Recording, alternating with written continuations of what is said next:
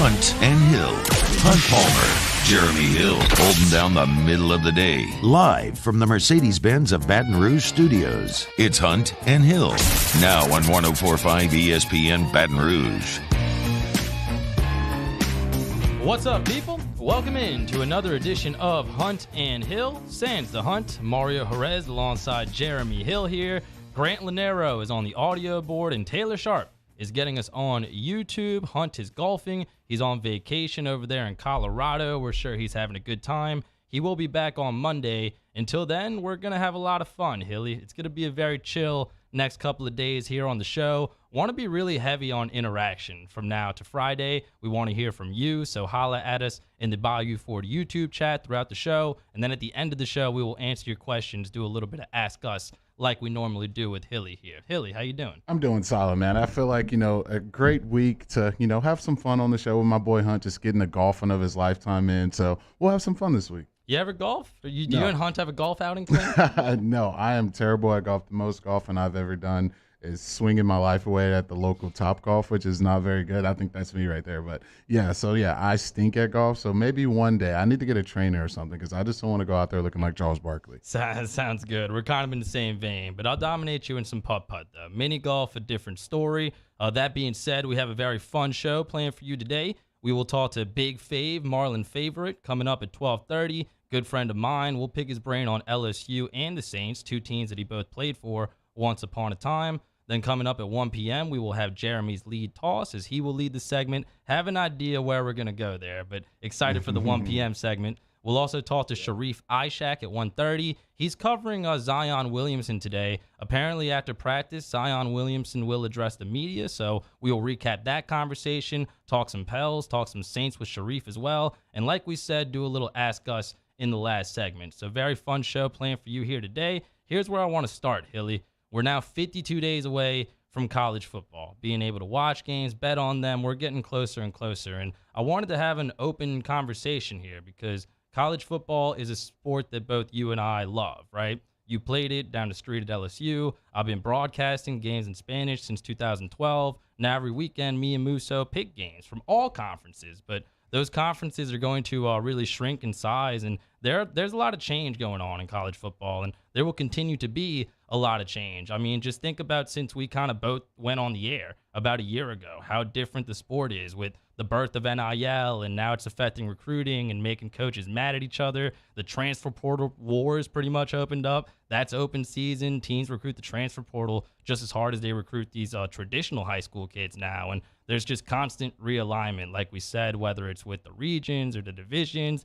I kind of like the uniqueness of college football, right? Having the small playoff format, having the Power Five as is, having a group of five as is. But I also understand that this change is inevitable, and I feel like we've all accepted it, but that doesn't mean that we have to like everything that we're seeing. So that being said, what do you think of all this change in college football, even really recently? Yeah, I think it's something that we're all going to have to get used to, whether we like it or we don't like it. I think a lot of these conferences and a lot of these programs, they're finding a way to get the most revenue to their prospective schools. And I think you're seeing that sweep the nation at a clip that we've never seen before. So it's kind of an adapt or die type thing for me. I think as far as this whole thing goes, if you're a school that, hey, we're going to stick to our conference, we're going to keep things the old way they were, you got to be like the last team left in your division. I think that's what we're looking at with the Pac-12, and you look around and see what a lot of these other conferences are doing.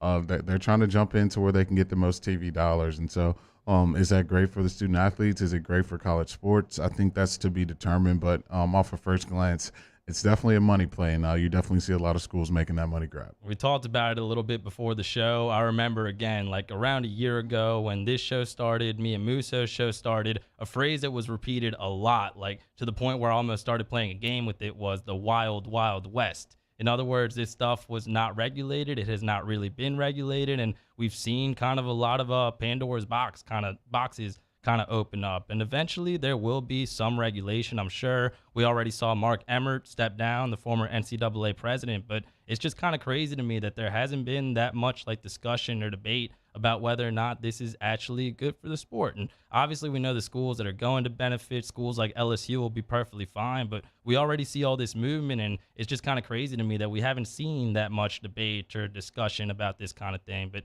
everybody's accepted it because, like you said, it's pretty much adapt or die.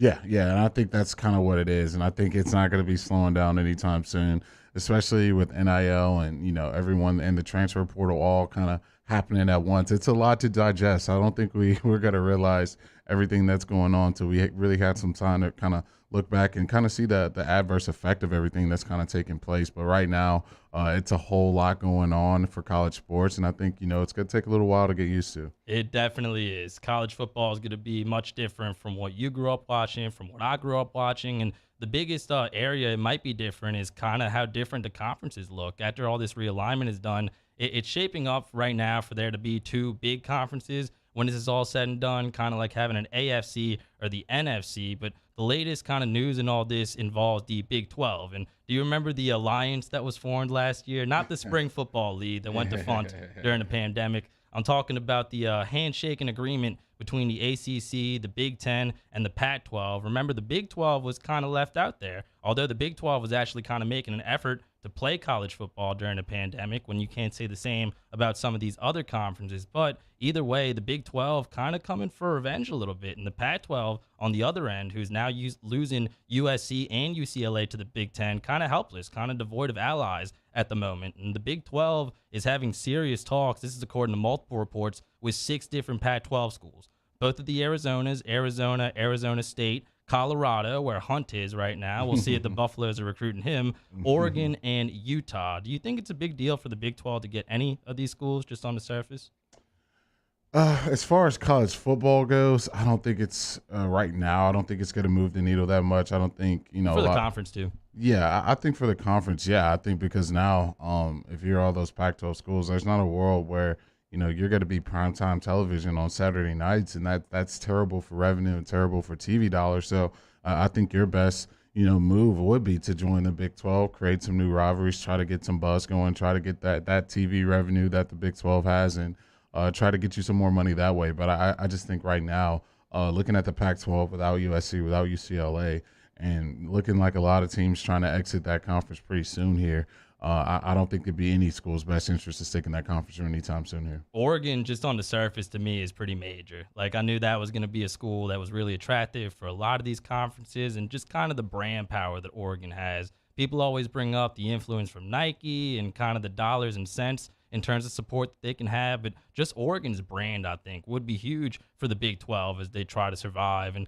then the holy war would happen within the conference because you bring in Utah to play against BYU, because BYU's already joining the Big 12. That news came official a little while ago, and I think that would be entertaining television. It kind of already is whenever it happens, but that could be a coup for the Big 12 as well. And then Washington as well is already joining the Big 12. That news has already been confirmed. And Washington's a school that had a lot of success as a football program not that long ago. Remember, they did make the playoff, got destroyed by Alabama, but that's a brand that has some power in a market that could have some power as well, having the Seattle market, really dense population. So this could be some significant news for the Big 12 as they try to survive. I still think ultimately they won't, but they're trying, and they're getting some of these kind of free agent schools that could make somewhat of a difference. Yeah, and I think so. And I think with this whole thing, especially with a school like Oregon, you're going to see a lot of these conferences try to make something happen to get them in their respective conference, and it's pretty much turned into an arms race. It's got to, looking like it's got to be probably 3 super conferences. The old Power 5 thing with Power, 5 conferences. I think it's going to be down to Power 3 when it's all said and done, and you're going to see a lot of matchups that we haven't ever seen before in college football unless it was a bowl game setting. So I think at first it's going to be really cool to kind of get some of these new matchups we haven't seen, but I think you're going to get a lot of schools being left out too, as far as being able to get in some of these big time conferences and be able to compete and get some of these TV revenue dollars. So we'll kind of see how it all plays out, but it's definitely something new for everyone to kind of behold. And those are the schools that I feel bad for. Again, this neck of the woods, LSU is going to be perfectly fine. Some of these kind of blue bloods that maybe haven't been as good on the field recently, but have kind of staying power because of the conference they're in, because of the brand they represent. They're all going to be okay, but it's the schools that you're talking about that I do feel really bad for. And again, there will be some regulation here, and eventually we'll know what's going to happen ultimately with all this realignment. But I just think it's interesting how different the sport's looking, man, and how different it's going to look 5 years from now, because it's way, way different than the sport that we grew up watching. And unfortunately, we're going to have to keep covering this. I said kind of coming into the show that this isn't my favorite topic, when it comes to NIL or realignment. It gets really politicky, and a lot of people get kind of elitist. A lot of people say a lot of unrealistic stuff, but it's something that we're going to have to continue to cover, and change is coming, either adapt or die, like you said. Yeah, it is. And I think for LSU, I think we're definitely don't have much to worry about. I think the SEC is we're not going anywhere soon. So you feel pretty entrenched about your situation. But I think just the overall landscape of college sports, how it's going to affect recruiting, how it's just going to affect scheduling, and obviously geography means nothing anymore. So you're gonna have going from Texas to Oregon now, like it's nothing. Yeah. So I don't know how great that's gonna be for the student athletes when you got classes and papers and stuff, when you got to fly across the country. But I guess that's something they're gonna figure out as they go. Money rules all, and money will continue to rule all. We will continue to see a lot of change in college football, but the good news is, Hilly, eventually we will get to break down the games. And we're only 52 days away from the first round of college football games, and we're now 60 days away from LSU football opening up the season against Florida State. Some really good news for Brian Kelly and the Tigers on the recruiting front as recently as last night. We will recap that news, give some thoughts here on Hunt and Hill on the other side. This is 104.5 ESPN Baton Rouge. Hunt Palmer and Jeremy Hill. It's Hunt and Hill. When you think roofing, think Reliable Roofing and Construction. ReliableRoofingBR.com. Yeah, so happy to tell you guys about Reliable Roofing, a family-run, owned, and operated residential roofing company. They've been in business since 2008 with over 30 years of roofing experience. Look, when you have someone come out to work on your roof, you deserve to have the highest quality of shingle. You deserve to have a 5-year labor warranty. You deserve the owner, Lionel Hayes, who's from Baton Rouge, has lived in Baton Rouge his entire life, to visit the work site to put his stamp of approval on it. You deserve 10% off if you are a teacher or a senior citizen here in our listening area. And that's what you'll get all summer long at Reliable Roofing and Construction. Look, storm season's here, and before long, they're going to start bubbling up in the Gulf. You want to make sure your roof is in great shape. And if something does happen here over the next few months, and you do need your roof looked at or worked on, think Reliable Roofing and Construction. You can check out their work at ReliableRoofingBR.com. You can see before and after pictures of the great work they have done on houses all over South Louisiana. Check them out on Instagram at Reliable Roofing LLC or online at ReliableRoofingBR.com. In times of need, get a full list of phone numbers, websites, and other important emergency information on the Demco Stormwatch page at 1045ESPN.com.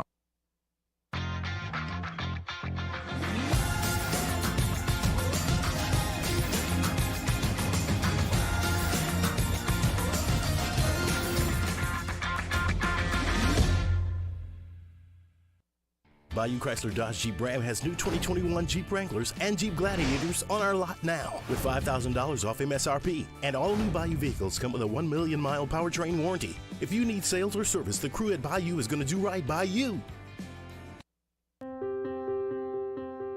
This isn't just another day. It's so much more. Kelly's life was put on hold when her auctioneer primary care doctor discovered a rare blood disorder. Her doctor connected her to an auctioneer care team of cancer, heart, and kidney specialists. With multiple primary care locations around Baton Rouge, same-day appointments, and online scheduling, we're relentless about keeping you healthy. Auctioneer Baton Rouge, innovating healthcare for Kelly. Eli's always been into grilling. It took us a while to see it, but the signs were there. What are you doing, Eli? I knew grilling was my thing. I have been talking about it throughout my career. Happy with the results? I am. Got the new grill from barbecueguys.com. It performed great. My advice, as I always told my boys, do more of what you're born to do. Barbecue Guys, for those who were born to grill. You want cheese on your burger, Pops? I'll take a little cheese. Crime has serious consequences, but anyone can make a mistake. If you find yourself in trouble with the law, know that you have rights, and it's okay to demand them. The law offices of O.C. Brown are here to protect you and your rights. Felony or misdemeanor, DUI or drug charge. No matter what crime you're accused of, you still have rights. Let the law offices of O.C. Brown uphold them. Call 225-343-1111. Your law firm for a lifetime. And this year, 2022, it's time to finally treat yourself. Bring your boat to the next level with front-to-back boat service. You want the latest and greatest marine technology? You want to go to the place that has not one, but two NMEA certified techs. Family owned and operated by the Sherman family for 30 years. Front to Back is the answer in Baton Rouge for all of your custom boat needs. So head to fronttobackboatservice.com or find them on Facebook, Front to Back Boat Service. I've been doing business with Luba for 25 years. They're dependable, trustworthy. It's just the attention to detail with our clients. Our folks have years and years of experience. They're highly trained professionals. But many companies have that asset. What I'd like to think makes Luba a bit different is that we use those talents in a way that truly is dedicated to serving the needs of the folks who depend on us. On Thursdays, Off the Bench, the latest from Wimbledon. I mean, not really. But we will give you the latest from the insane college football world, the Saints and the Tigers, and brand new Munchies. Off the Bench, 7 to 10 a.m., 104.5 ESPN.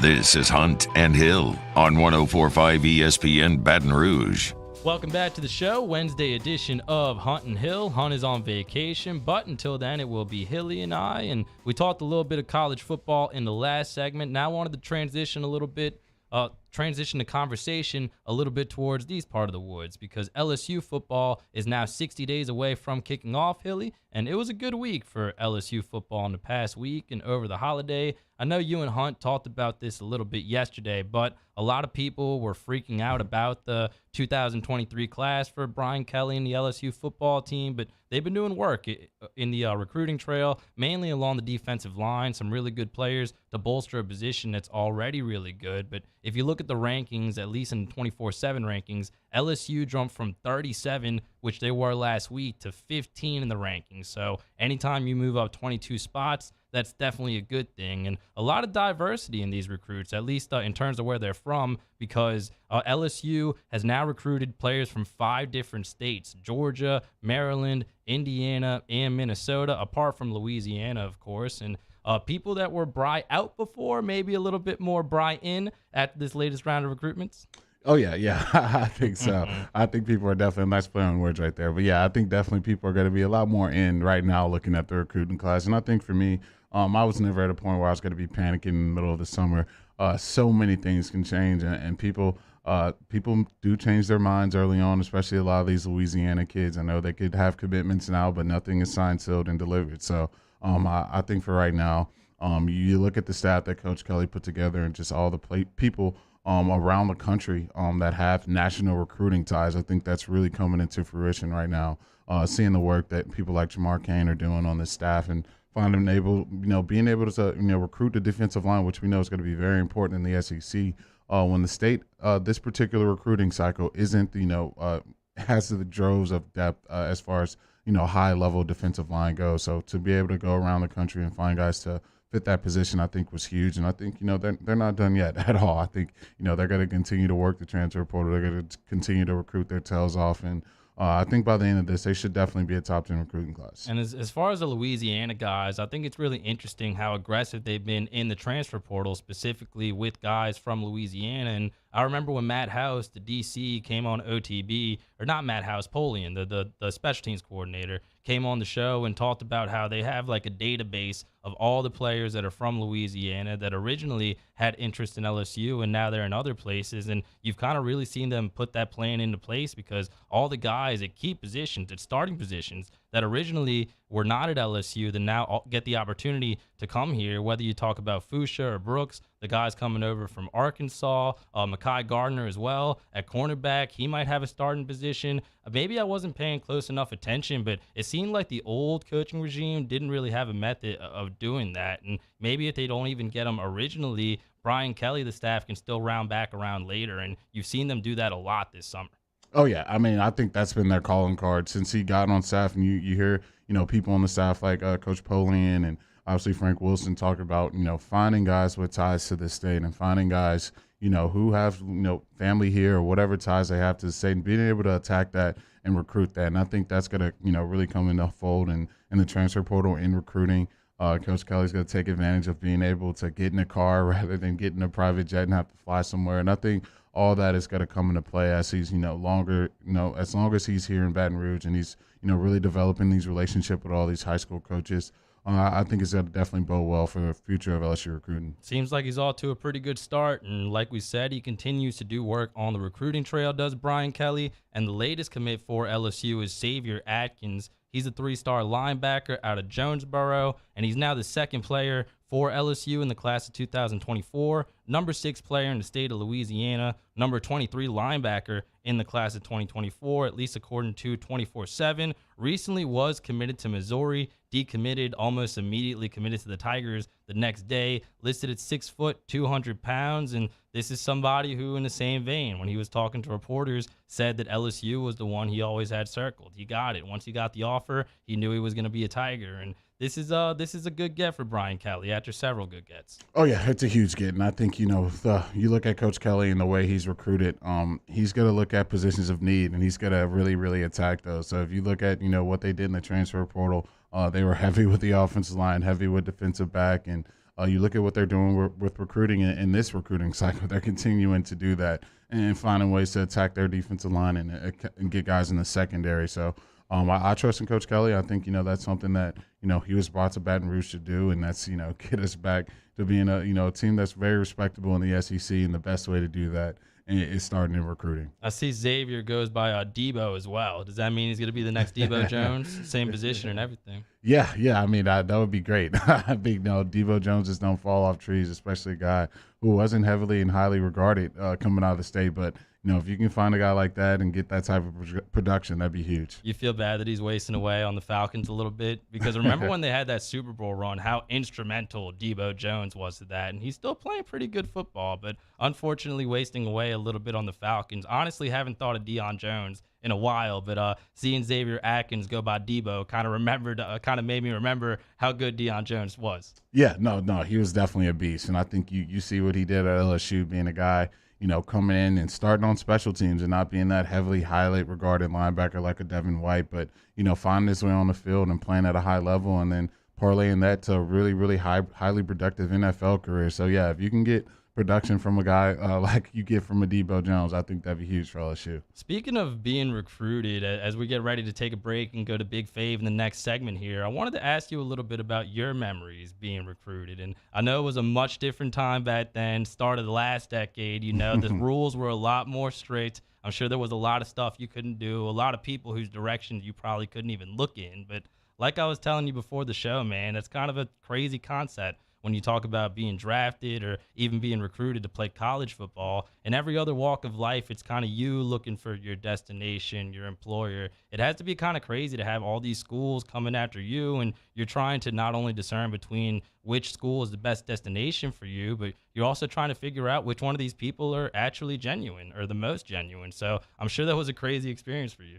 Yeah, no, it's a lot coming at you at once. And I think for, a lot of people don't realize, especially when you're on these, recruiting websites and, you're looking on 247, you're looking on 3, is that, a lot of these kids are 15, a lot of these kids are 16, and it's a lot that's getting thrown at their place, a lot of stuff they got to figure out really quickly because this decision, it's a decision that affects the rest of your life. And I think for us back then, you were locked into that. Now with the transfer portal, it isn't as, I guess, signed, sealed, and delivered as it was back in the day. And so I think for me during my time, it was, we all have our dreams, especially once you're a young athlete of, kind of where you want to play and what would be your ideal dream school. But sometimes, those relationships may not be at those places. And so I think that's where, it takes that next leap in recruiting, finding, a coaching staff that you can really trust and really, feel like you can trust your playing career there and really develop and, get to the next level like a lot of these kids want to do. So for my recruiting process, I think that was number one for me is, having that relationship, with the coach and with the coaching staff where I was going to go. And fortunately for me, I had that with Coach Frank Wilson. I kind of know exactly what you mean, man. I didn't have a Frank Wilson, one person that I was always in contact with, but I grew up loving LSU. You know, my parents came here from Guatemala. They attended LSU, and they were huge fans. So I always kind of had it in my head that that's where I'm going to go. I'm going to do journalism. I'm going to one day hopefully call LSU games, which I get to do, thank God.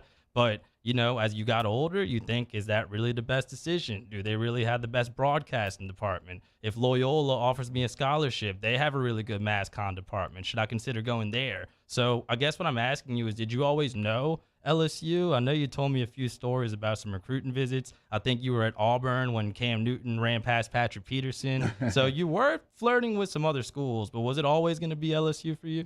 Yeah. I think for me, LSU was always a place where, for me, it was always a dream school. My cousin was Marcus Randall. Everyone kind of remembers that Bluegrass Miracle, and watching that so closely and going to games as a kid. You know, they were always super, super high on my list, and you know, watching them be able to go win those national championships right when I started to become a recruit, I think that was perfect timing for me to put the kind of the nail in the coffin. And so, yeah, LSU was always kind of number one in my heart.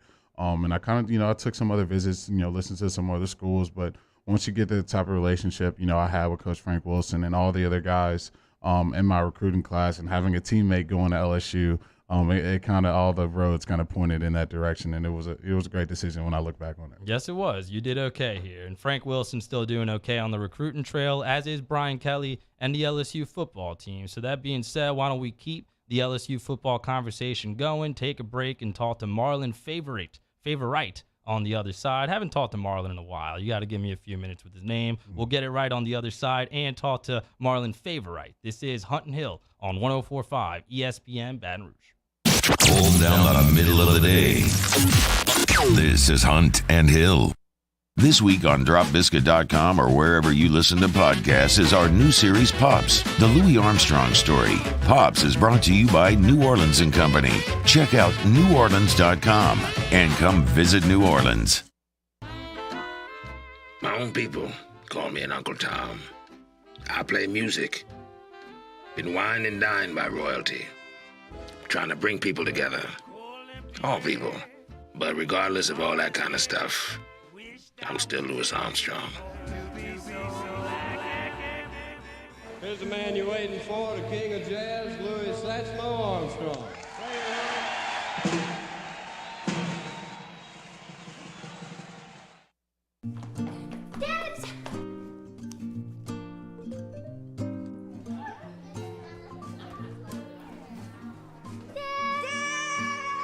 Kids have staked out their place at Ochsner Medical Complex The Grove, where more than 30 pediatricians and pediatric specialists are all conveniently located under one roof, so you can spend less time driving and more time keeping your kids well. Yes! It's no wonder kids call dibs at The Grove. Ochsner Health Center for Children.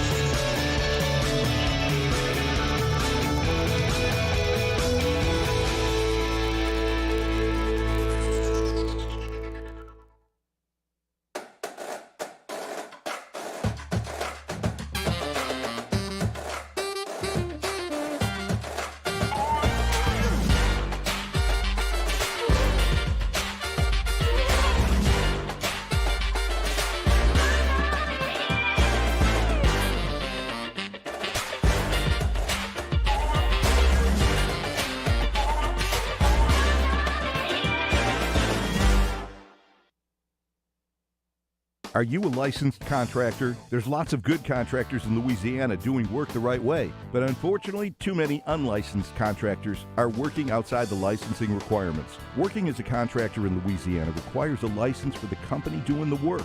The Louisiana State Licensing Board for Contractors wants to help you get licensed to allow you to conduct work legally. It's not difficult to get the license. We can help you. Go to lacontractor.org for more information. Licensed contractors, it's the law. Gulf Coast Office Products is a nationally recognized Savin office equipment dealer based right here in Louisiana. Over 100 employees strong, Gulf Coast has the boots on the ground to support all vertical markets, from education, engineering, legal, and finance. With the latest in office technology, from desktop to production segment units, Gulf Coast and Savin have the perfect fit for you. Call 225-756-2644. That's 756-2644 for Gulf Coast Office Products. I've been doing business with Luba for 25 years. They're dependable, trustworthy. It's just the attention to detail with our clients. Our folks have years and years of experience. They're highly trained professionals. But many companies have that asset. What I'd like to think makes Luba a bit different is that we use those talents in a way that truly is dedicated to serving the needs of the folks who depend on us. ServiceMaster Elite create clean, disinfected work environments. As a local business, we take pride in serving the New Orleans and Baton Rouge areas. Our cleaning protocols follow CDC and OSHA standards for healthcare settings, offices, senior living, restaurants, and industrial plants. Contact ServiceMaster Elite to get your operation ready for reopening with germ disinfection cleaning. ServiceMaster Elite, the trusted choice in professional cleaning since 1996. Bayou Ford has $10,000 off new Ford F-150s. We have new 2021 F-150s on our lot now with $10,000 off MSRP. And all new Bayou Ford vehicles come with a On a Wednesday edition of Early Line, we keep looking ahead to football season with another edition of Win Total Wednesday. Plus, we give you some plays as part of our daily spread presented by Suspense Games. Early Line, 2 to 3 p.m. on 104.5 ESPN Baton Rouge. For the radio, hello, hello somebody, yeah, I'ma move my body, yeah, I'ma be somebody, you never know when you gonna need somebody, hello. Hunt and Hill, 104.5 ESPN Baton Rouge. Very excited to talk to our next guest as we're bobbing our heads, both Hilly and I, here in the Mercedes-Benz of Baton Rouge studio. He is Super Bowl champion, national champion, analyst for the LSU Sports Radio Network, my good friend, Marlon Favorite. You can follow him on Twitter at BigFave504. Big Fave, thanks for the time. How are you?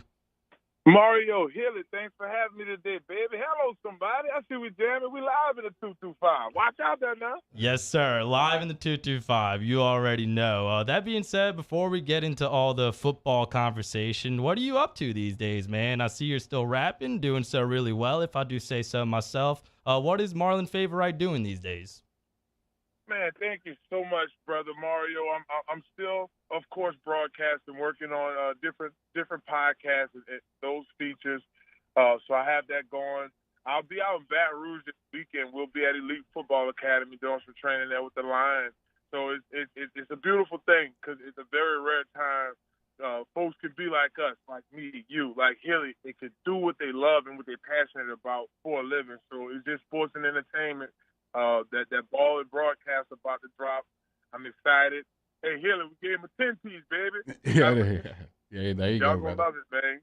That is a beautiful thing. And college football is also a beautiful thing, Marlon. At least it was. And there's a lot of change going on right now. Me and Hilly were talking about it in the first segment, whether you talk about NIL and how it's affecting recruiting and now all the realignment. Maybe we're just inevitably heading to two super conferences like the AFC and the NFC in the NFL one day. All that being said, we know all the change in college football is inevitable. But if I were to ask you, do you think it's actually good for the game? I think it's good for the game. And like everything else, it has its pros and its cons. Looking at it from a player's perspective, I know me and Hilly right now, we smacking our teeth and kind of side-eyeing these new players. Why? Because they have opportunities now to capitalize off of their brand that we didn't have. We had to wait to get to the pie in the sky, which is the NFL, to get our appearance money and make the big bucks. Here's an opportunity now. High school kids, college kids could start making money. We're in entertainment. Sports and entertainment, they're married. They're joined at the hip. So guys and girls who are actors and actresses, they're able to capitalize off of their brands immediately. Us having to wait for this golden day to, quite frankly, we don't know if it'll ever come. So that's a pro. The cons are, and I'll just say one, all NIL deals won't be created equal. So, take a guy like, let's say, for instance, Hilly. Of course, he would have been NIL shorty at LSU, right? Hey, your boy Big Fave. Look, this music, this album ain't just dropped. I've been dropping music my entire time at LSU. When I was at LSU and we dropped our first album, The Sophisticated Hustlers, Black Venom, Me, Fat, and Chase. When we first dropped that album, I had to put on the back of the album, Marlon's Favorite showed up courtesy of Black Venom on this album, and he did not receive any royalties for this project.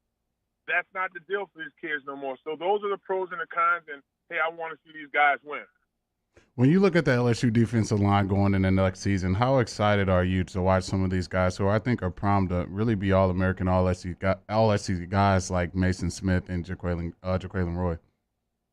Kelly, the beautiful thing about this show, brother, it is recorded. So I'm glad what I'm about to say, we're going to see it happen. This is a top 5 defensive line. These guys may be able to grace the covers like V. Glenn, Tyson, and Charles, and Ricky Jean and all of us did back in the day. When we were the number 1 D-line in the country. They have that. You know, just talking to Savion Jones a few weeks ago at Jared Favorite's camp down at West St. John, he was telling me he loves the fact that, you know, he could get back at the 5 technique and play the edge. He's a guy that's rotating in, right? You have veterans like a healthy Ali Gates coming back. You have B.J. Ojolari coming back. Those 2 guys are healthy veterans who've played in meaningful games and balled out.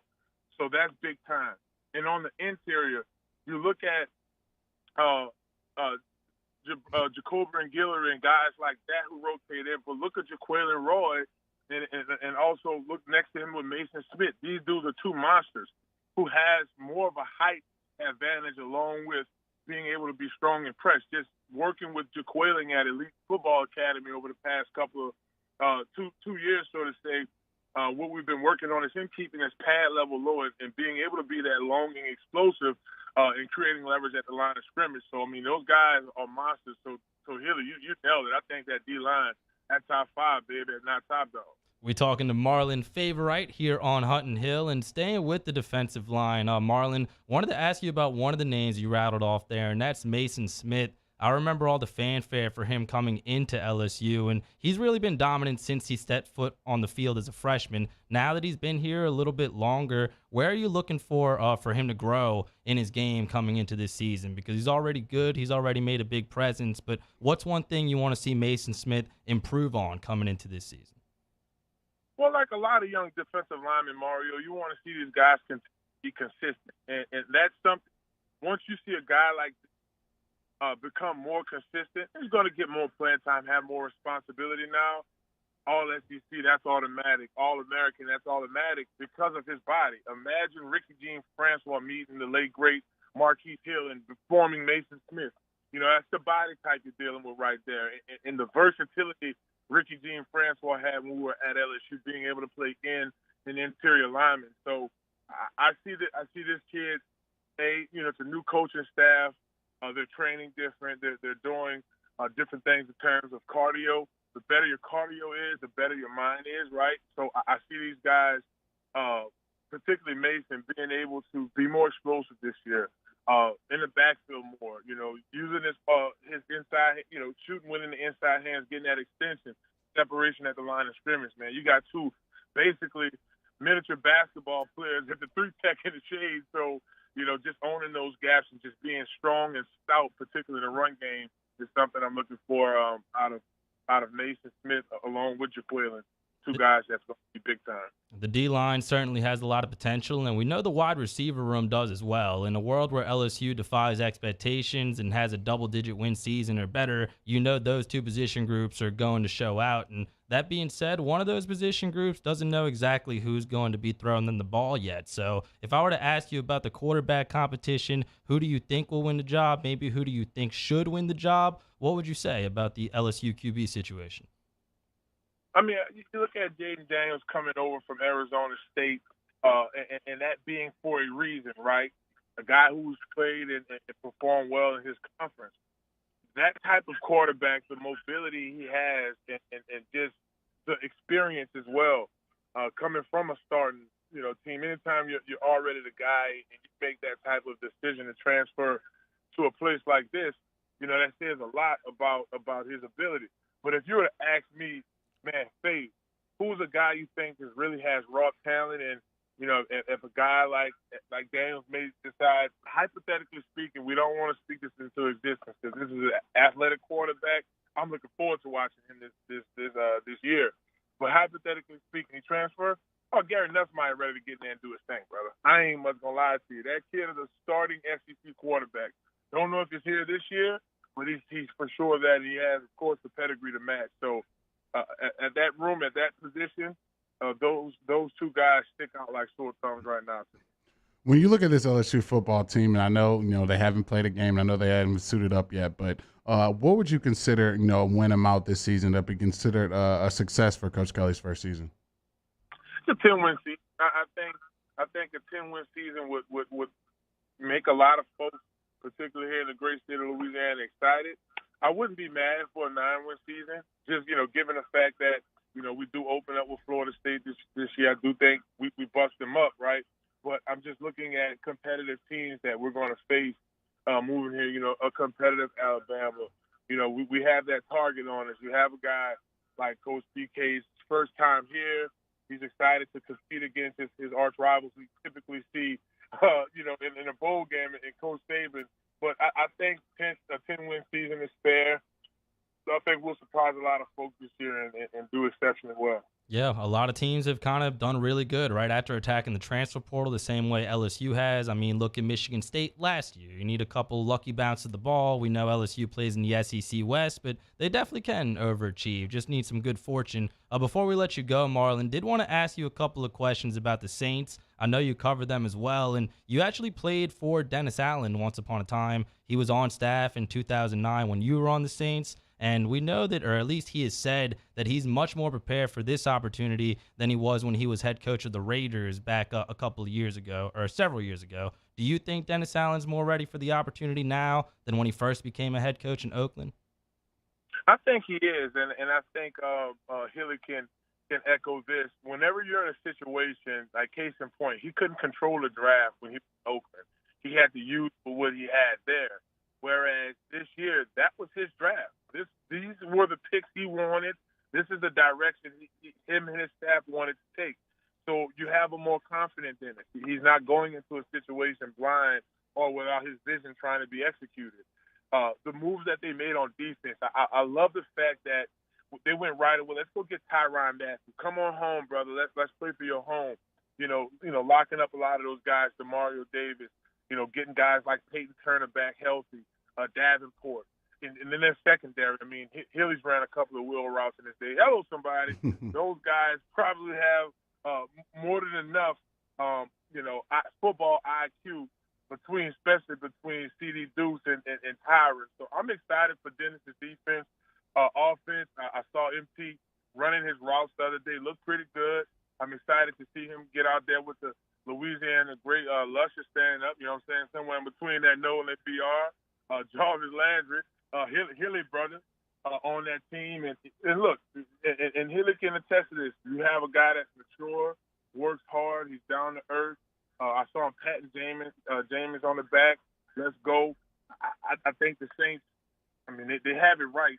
I think ESPN had put it out, top 5 offense or team, in the NFC. So the black and gold looking good going into Dennis Allen's first year as a head coach. Love to see it. And you touched on Mike Thomas for a second there. Last question I have for you. Do you think it's a little sketchy that he's not actually practicing yet? Yes, he's running routes and he's posting videos and he looks really good, really crisp, but he had the surgery more than a year ago. He hasn't had his second surgery. Is it okay to be a little worried about Mike Thomas not practicing yet? On a scale of 1 to 10, I would probably put it at a 2 or a 3. This is something Hill can actually attest to as well. Jay Hill, the fact that during OTAs and a lot of the spring ball stuff in early summer is not super important. Don't rush. Continue to get your body right. Now, if it was fall ball and we're in like maybe week 2 of training camp, then I would probably put a red light on and maybe make it more of a 4 or 5 on a scale from 1 to 10 to worry. But it's not much to see. I figure PR team was like, hey, let's put out you running some routes so they see you're healthy. So I don't think it's something major to worry about here in July. Marlon Favorite giving us a few minutes, giving us some really good insight. Looking forward to the Saints season, to the LSU football season as well. Catch him on the LSU Sports Radio Network. Marlon, thanks for the time as always. Hope to see you soon, man. Guys, I'll be up there this weekend, man. See y'all soon. And hello, somebody. Streaming everywhere. Y'all make sure y'all check that video out. The Baller Broadcaster album coming soon, baby. Check him out, Marlon Favorite, a.k.a. the Baller Broadcaster. Always enjoy talking to Marlon, bringing the energy, getting me pumped up for the season. Oh, yeah, man. I'm pumped to see that defensive line there. I know they're highly regarded, highly heralded, but I think it's some really talented kids, and I think with Marlon stamping it, I feel really, really great about it. You and a lot of people, my friend. We have one segment left in the hour. We'll talk a little bit of basketball because Kendrick Perkins went on national TV and apologized to the city of New Orleans. We'll tell you why on the other side. This is Hunt and Hill, 104.5 ESPN Baton Rouge. 104.5 ESPN Baton Rouge with Hunt and Hill. Bayou Ford, check them out, BayouFord.com. Every new purchase over at Bayou Ford comes with a 1,000,000-mile warranty. So for the life of that vehicle, you will be under that powertrain warranty. They got some great specials going as well, Jeremy. Yeah, they got an awesome special going on now. $10,000 off MSRP on all new 2021 Ford F-150 trucks. Also, all new 2022 Ford Edge SUVs. They're getting $4,000 off MSRP. It's all about customization with vehicles these days, and Bayou Ford is equipped to customize your vehicle to your exact specifications. Don't just settle for what's on the lot. You don't have to do that. They can turn a car around in 60 to 90 days. Let them do that for you. You customize your vehicle when it comes in. Bayou Ford will take that vehicle. They will drive it right to your front door and drop it off with the keys. That's the service difference over there at Bayou Ford. And when it comes to servicing your vehicles, they will come get your car. If you got to get on with your day, you got to get to work, you got to get the kids where they got to go, let Bayou Ford bring you a loaner. You can use that for the day. They'll bring your car back. They will service it and bring it right on back to you when that service is complete. Such great service over at Bayou Ford. Great deals over at Bayou Ford. If you're thinking about Ford, check them out at Bayou Ford, where they're going to do right by you. Our listeners fire up their opinions on the jimsfirearms.net hotline at 499-1045. Keep listening for your next chance to shoot us your thoughts with the jimsfirearms.net hotline on 104.5 ESPN Baton Rouge. My own people call me an Uncle Tom. I play music. Been wined and dined by royalty. Trying to bring people together. All people. But regardless of all that kind of stuff, I'm still Louis Armstrong. Here's the man you're waiting for, the king of jazz, Louis Armstrong.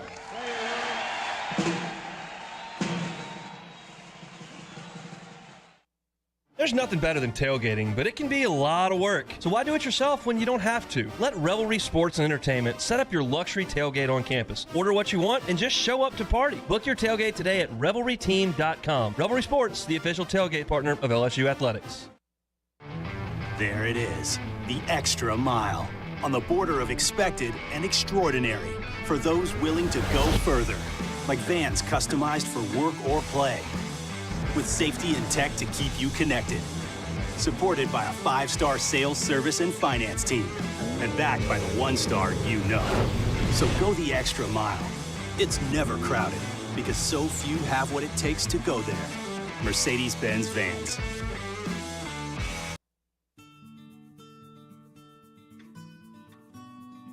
This is a house call. This is a follow-up appointment. This is a diabetes checkup. This isn't just more convenient care, it's more advanced care. This is innovating healthcare at Louisiana's #1 hospital, Auctioner. It's no secret, the best oysters in Baton Rouge are at Jolie Pearl Oyster Bar. Enjoy mouth-watering South Louisiana flavor and oysters from all over the country. And don't forget our nightly drink specials.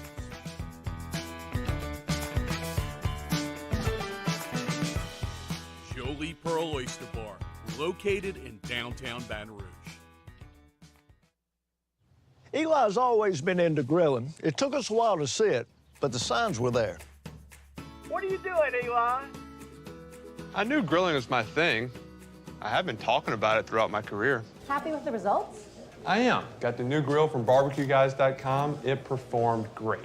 My advice, as I always told my boys, do more of what you're born to do. Barbecue Guys, for those who were born to grill. You want cheese on your burger, Pops? I'll take a little cheese.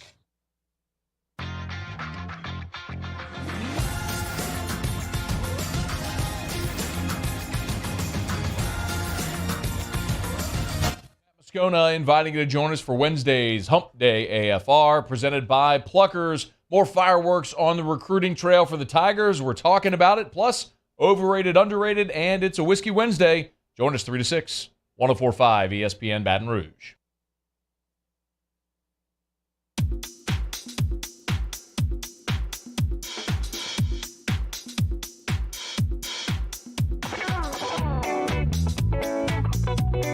This is Hunt and Hill on 104.5 ESPN Baton Rouge.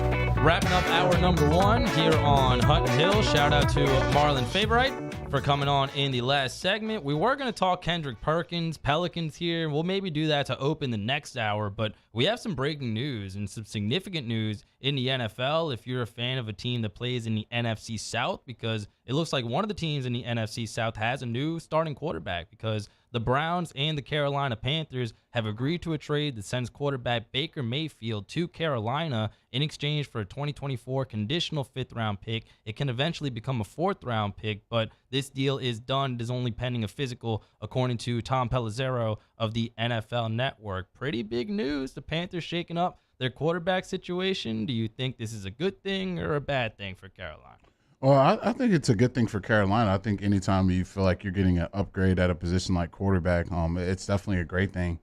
I think anytime a quarterback on their rookie deal, still not getting extended to that 5th-year option and being available, I think that's always alarming. But I think for all sides here, I think for Cleveland, they're happy with what their situation is, and I think for Baker, he's probably super excited to get a new opportunity to still prove he's a starting quarterback in this league. So I think for all sides, it's good news. And I think for Baker, he's going to have to prove pretty soon here that he can still be a starting caliber NFL quarterback. Really good value for the Panthers. Like you said, they only had to pay $4.85 million of Baker's salary. The Browns need to pay $10.5 million of his salary this year. And Baker, we know, a really talented player, at least coming out of college, was the number 1 overall pick.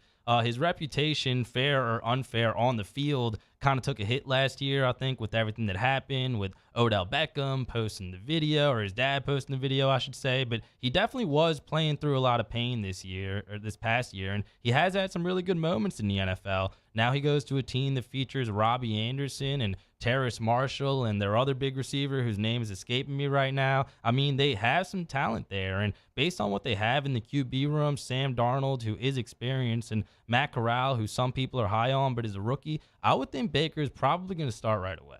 Yeah, I mean, if you look at what Sam Darnold's been at, which is, very inconsistent, you think the door would be open for Baker to step in there and be the starting quarterback. So I think anytime you're number 1 pick and all those expectations are placed on you, you're going to be expected to do some big things. And so for Baker, he's going to be expected to do big things in Carolina. And so, yeah, I think for me, I probably have Darnold, as the number 1 quarterback, but Baker should be getting a ton of the reps as soon as he gets there. Yeah, I would think so. And unfortunately, Hilly, for me at least, in my opinion, I think this is really good for the Panthers. And I think it could be detrimental to the Saints, because we talked about it a little bit when we were doing Win Total Wednesday. You did a Win Total Wednesday last week. You know what it is. We go division by division, talk about the teams in that division. And when we did the South, we talked about the Panthers having a pretty nice roster from top to bottom. I mean, offensively, you have DJ Moore. That's who I was thinking of, with Robbie Anderson. Both of those guys were 1,000-yard receivers not that long ago. And on defense, they have some really good young talent. They just had really bad injury luck last year. They drafted J.C. Horn in the top 10. He goes down like week 4, but he's back this year. And you compound that with Dante Jackson and Jeremy Chin in the secondary, Brian Burns coming off the edge on the D-line, Derek Brown, who we know is a really good player at Auburn, has now transitioned a little bit slowly but surely into the NFL. Like, top to bottom, they have a pretty good roster. I don't really trust Matt Rule very much, and that still gives me pause when it comes to Carolina, but their quarterback situation got a whole lot better. Yeah, I wouldn't say, world's better. I wouldn't put Baker in the top 5 or top 10 or anything like that, but I mean, you're looking at Sam Darnold. I think you definitely got to put Baker a tick above him, which is I don't think is saying much. But, yeah, I think for the Panthers, I think my biggest cause for concern is their offensive line, and can they hold up and protect Baker, and can they open up enough, running lanes for Christian McCaffrey if he can come back and be healthy too. So, yeah, I think for me, for the Panthers, it's an upgrade at the position, but I'm not going to go as far as to say like they're getting Mahomes or anyone like that. How do you feel about C-Mac? Because I feel like he's damaged goods at this point, and it's not through his own doing. The last couple of years, he clearly wasn't right. They tried to rush him back, and he's still towards the top of most draft boards when you talk about fantasy football. But I don't know if I really trust Christian McCaffrey to stay on the field, and that would not be good news for Baker Mayfield. In a world where he is healthy, I think they become very dangerous. Yeah, I mean, to me, Baker he had a really, really great situation in Cleveland. If you ask me, you look at that offensive line, which is worlds better than what he's going to have in Carolina. You look at their running back situation. You got two healthy guys that can play through a season. He's going to really need McCaffrey to try to finish this season healthy so he can have a security blanket to get the ball to and also get that help that he got in the run game that he had in Cleveland. So, yeah, it's going to be on Christian McCaffrey's shoulders, in my opinion, the success of Baker Mayfield going into next season. Baker Mayfield going to the Carolina Panthers. They only had to give a 5th-round pick to the Cleveland Browns, and it's going to be interesting to see. He honestly looks pretty weird in that jersey, but Baker Mayfield is going to Carolina. We'll maybe talk about that a little bit more in the next hour. We'll kick off the next hour with Jeremy's lead toss. That's coming up next, 104.5 ESPN Baton Rouge. Bayou Ford has $10,000 off new Ford F-150s. We have new 2021 F-150s on our lot now with $10,000 off MSRP. And all new Bayou Ford vehicles come with a 1 million mile powertrain warranty. If you need sales or service, the crew at Bayou is going to do right by you. This isn't just another day. It's so much more. Kelly's life was put on hold when her auctioneer primary care doctor discovered a rare blood disorder. Her doctor connected her to an auctioneer care team of cancer, heart, and kidney specialists. With multiple primary care locations around Baton Rouge, same-day appointments, and online scheduling, we're relentless about keeping you healthy. Auctioneer Baton Rouge, innovating healthcare for Kelly. Crime has serious consequences, but anyone can make a mistake. If you find yourself in trouble with the law, know that you have rights, and it's okay to demand them. The law offices of O.C. Brown are here to protect you and your rights.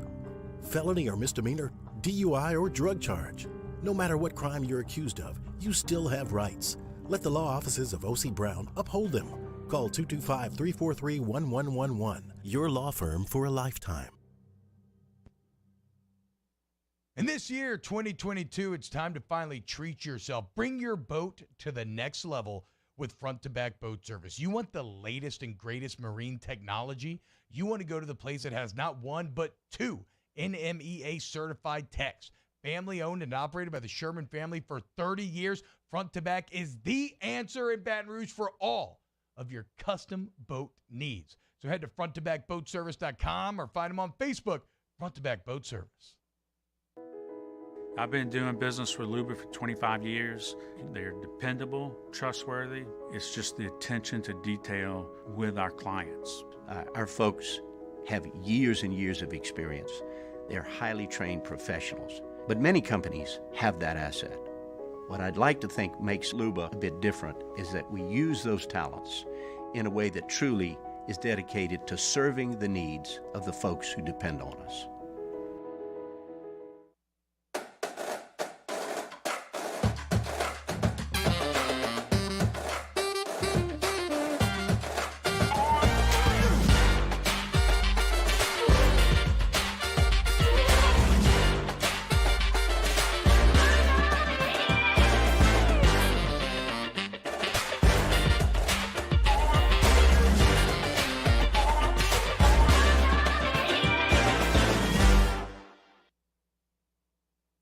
Are you a licensed contractor? There's lots of good contractors in Louisiana doing work the right way, but unfortunately, too many unlicensed contractors are working outside the licensing requirements. Working as a contractor in Louisiana requires a license for the company doing the work.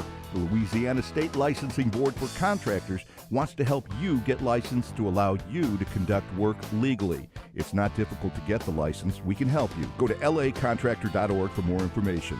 Licensed contractors, it's the law. Gulf Coast Office Products is a nationally recognized Savin office equipment dealer based right here in Louisiana. Over 100 employees strong, Gulf Coast has the boots on the ground to support all vertical markets from education, engineering, legal, and finance. With the latest in office technology from desktop to production segment units, Gulf Coast and Savin have the perfect fit for you. Call 225-756-2644. That's 756-2644 for Gulf Coast Office Products. Bayou Chrysler Dodge Jeep Ram has new 2021 Jeep Wranglers and Jeep Gladiators on our lot now with $5,000 off MSRP. And all new Bayou vehicles come with a 1 million mile powertrain warranty. If you need sales or service, the crew at Bayou is going to do right by you.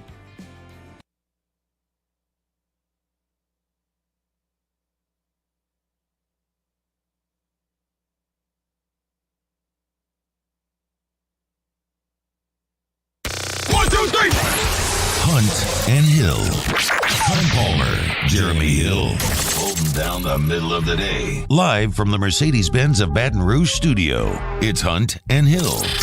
Now on 104.5 ESPN Baton Rouge. What's up, people? Welcome into hour number 2 of Hunt and Hill. Mario Jerez filling in for Hunt alongside Jeremy Hill, Grant Lanero on the audio board, and Taylor Sharp getting us on YouTube. Hunt on vacation, like we said. He is golfing at the moment, I believe. He will be back on Monday getting some much-needed R&R, just like my co-host Musso did last week, and we're happy for Hunt. He deserves the rest and relaxation. You think our guy's having a good time over there in Colorado? Oh, yeah, he's definitely having an amazing time. I could see him being on the course now. He's probably 12 holes in right now, just having the time of his life. So, yeah, congratulations to Hunt. Shout out to Hunt. Shout out to Marlon Favorite as well for coming on in the last hour. Go catch that conversation on the main. Some really good stuff talking about Dennis Allen and the Saints and the potential for the LSU defensive line. Always enjoy talking to Marlon. Coming up in this hour, we will talk to Sharif Ishaq at 1:30. He's covering the Pelicans today. Zion Williamson set to address the media, so we'll talk some Pelicans with him. Also talk some Saints with Sharif as well as he gets ready to cover training camp. We'll also do Ask Us in the last segment. For those of you still remaining in the Bayou Ford chat, ask us anything about sports, about life, and we will answer it in the last segment. You can start getting those questions in now, by the way, if you would like. But for right now, let's start the hour, as they do every day, with Jeremy's lead toss. The lead toss. Hill trying to go to the outside, turns it upfield, and he breaks it into the clear. He's down to the 10. He's still going. Touchdown, Jeremy Hill. The lead toss to Jeremy Hill. Hill to the 20. Hill to the 10. The MVP is in the end zone for LSU. Touchdown, Tigers. Here's the lead toss to Jeremy Hill.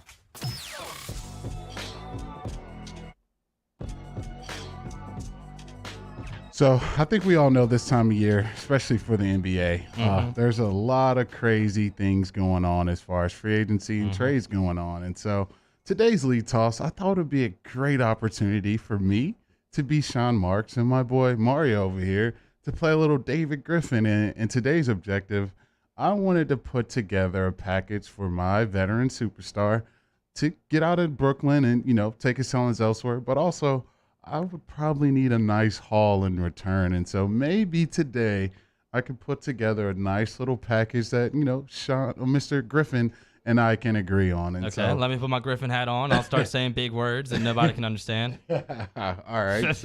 So the first package that I have for you today, I'm going to send you Kevin Durant, a top 5 player in the NBA. So you can't pass that up. And I'm also going to throw Cam Thomas in there, who's a, ascending rookie guard in the NBA.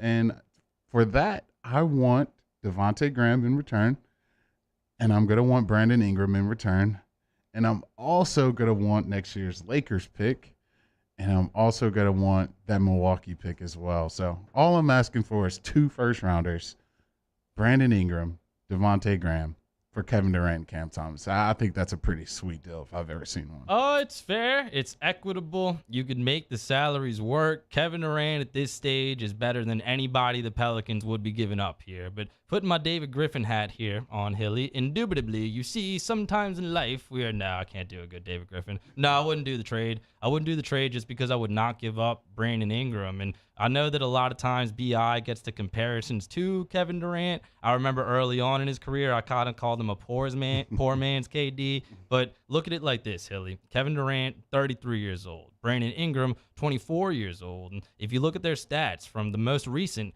NBA playoffs, KD, the Nets against the Celtics, went for 26.3 points per game, 6.3 assists, 5.8 rebounds. Brandon Ingram in the playoffs against the Suns went for 27 points per game, 6.2 rebounds, and 6.2 assists. So his numbers in the playoffs are better. Brandon Ingram trending up because he's 24. Kevin Durant still an elite player, but trending down, I think, because he's 33. So I would not do that trade just because I do not want to give up Brandon Ingram, for better or for worse.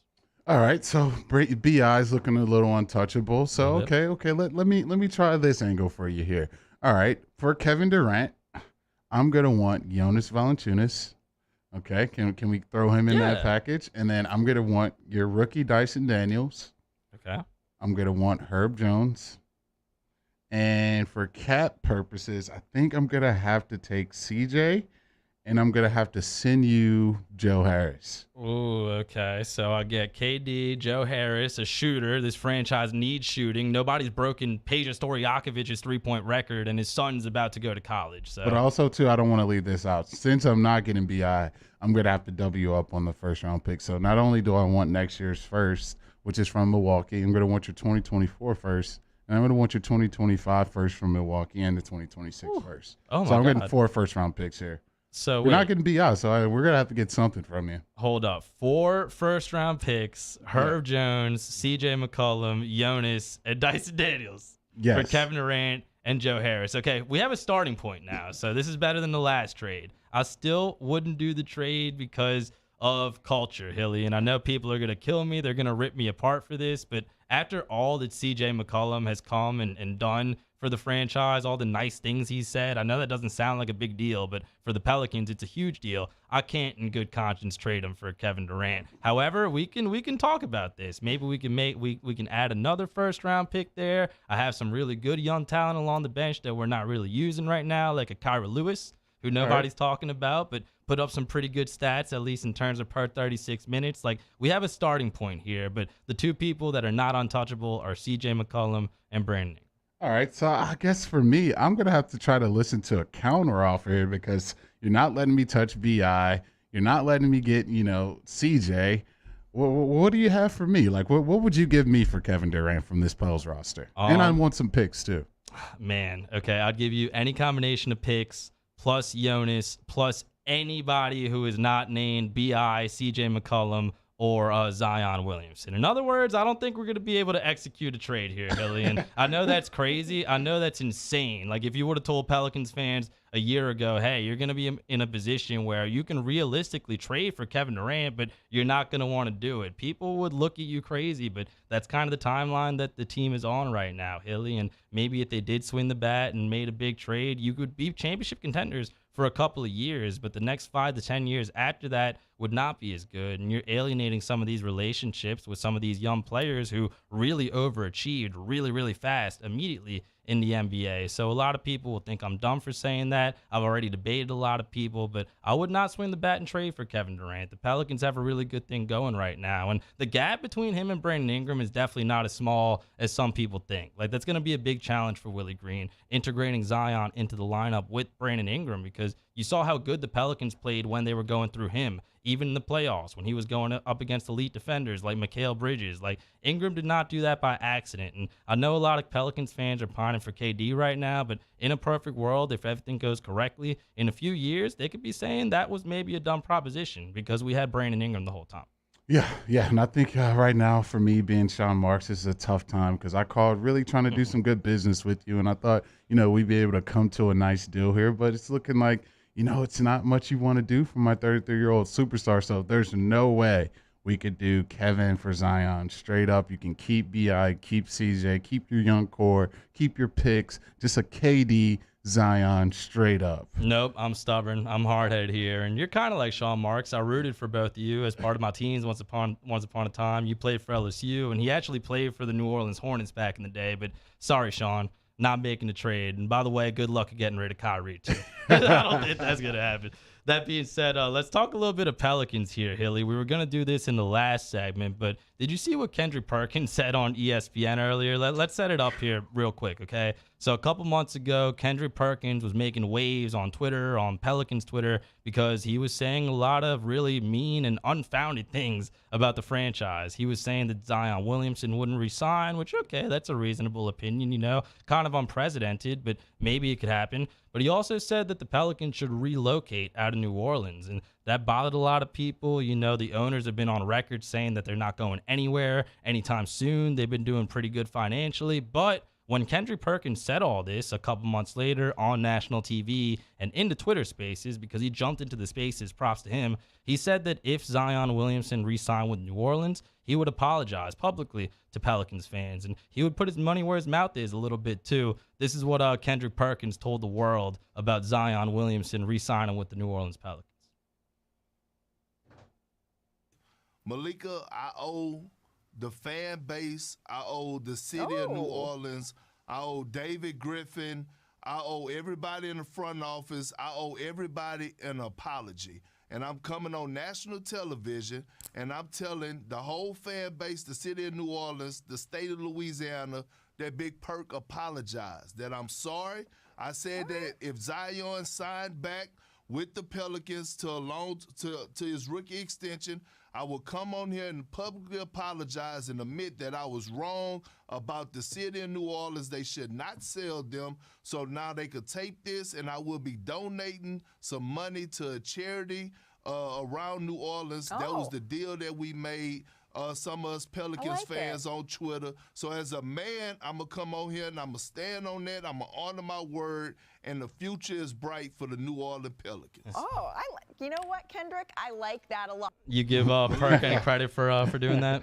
Look, I got to give Perk credit for that, because I was in the same boat as him. I thought the way things were progressing, especially with Zion, that, you know, there was no way he would still be in New Orleans. He'd be forcing his way out and probably taking his talents elsewhere. So I think for David Griffin to, you know, take that AD trade, and everyone was, you know, bashing them for letting AD take control of the franchise. I think Pels fans are really excited about where they are right now, looking at their young core and, you know, the potential of their future and everything that they can accomplish here coming up shortly. So yeah, I got to be on. I was on the boat with Perk. I didn't think they'd get it done, and they definitely did. Yeah, it's not just the extension. Like I said, he was really just kind of going in, saying they didn't deserve to have a team and all these things, saying he was going to be just like Anthony Davis and just like Chris Paul, although a lot of things about the franchise are really different. But I do have to be honest with you, when it comes to these national guys, I pay a lot more attention to it now because we have to, and the audience sees it, you know, so it's important to shame people like Kendrick Perkins for having dumb, unfounded opinions. But I don't pay much mind to what the national heads say about the Pelicans, and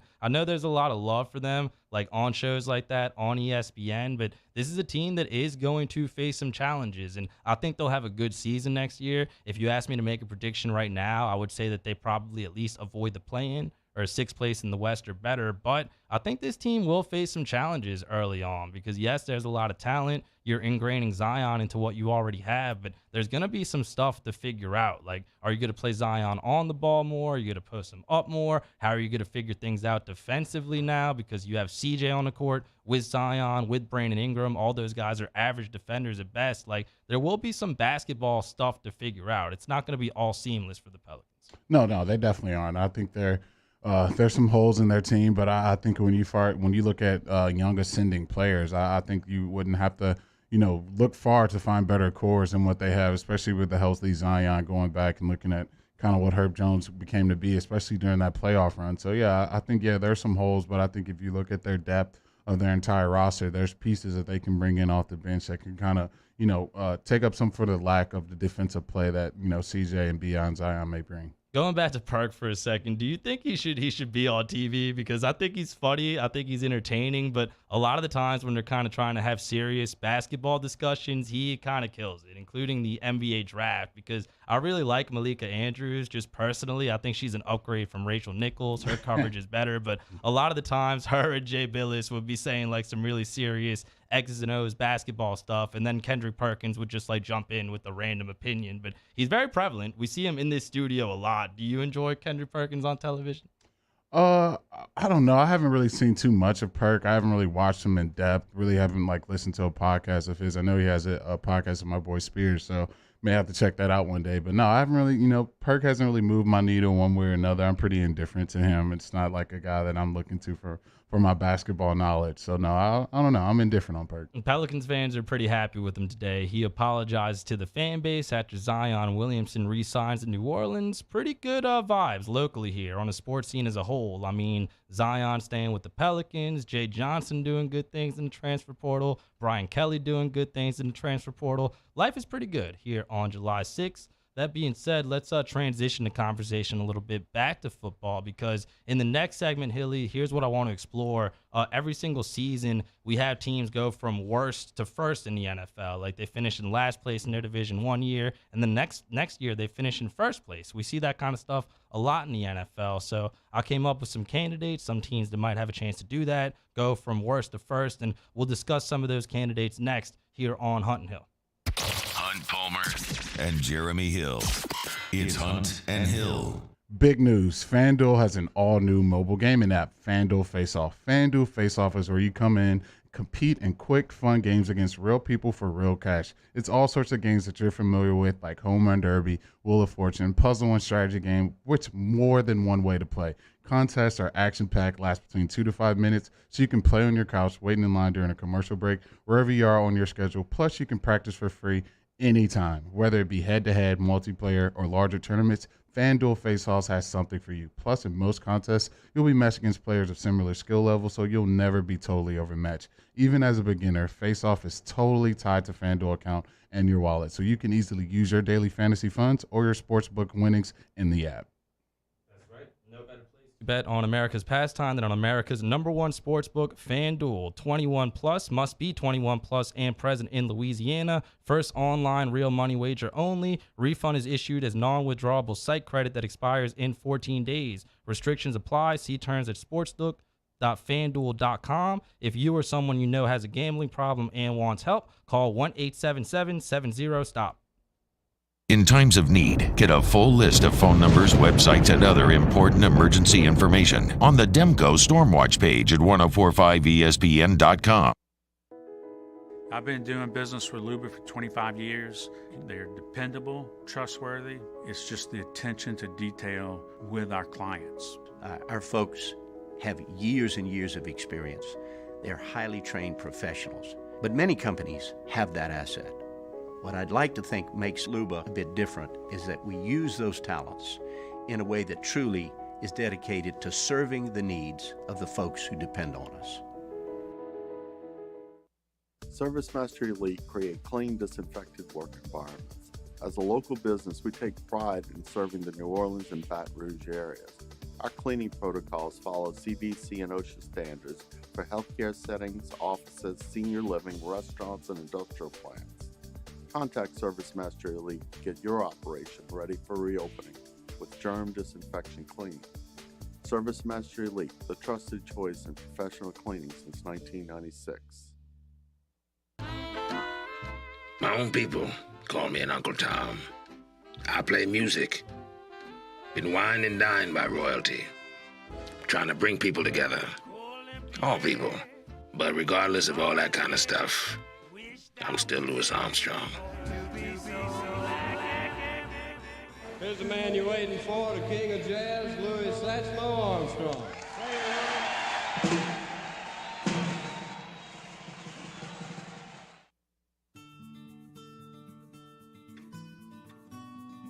This is a house call. This is a follow-up appointment.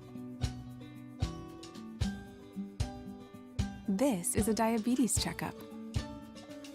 This isn't just more convenient care. It's more advanced care. This is innovating healthcare at Louisiana's #1 hospital, Ochsner. It's no secret. The best oysters in Baton Rouge are at Jolie Pearl Oyster Bar. Enjoy mouth-watering South Louisiana flavor and oysters from all over the country. And don't forget our nightly drink specials.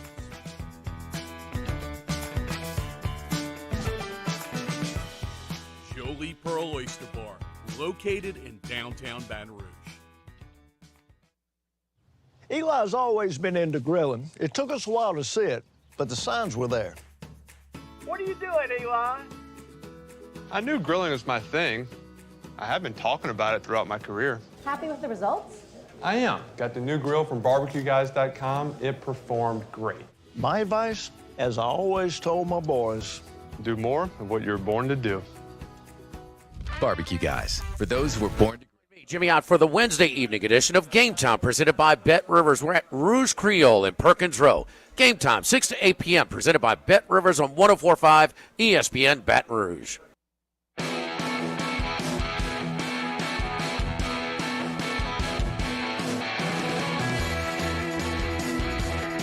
This is Hunt and Hill on 104.5 ESPN Baton Rouge.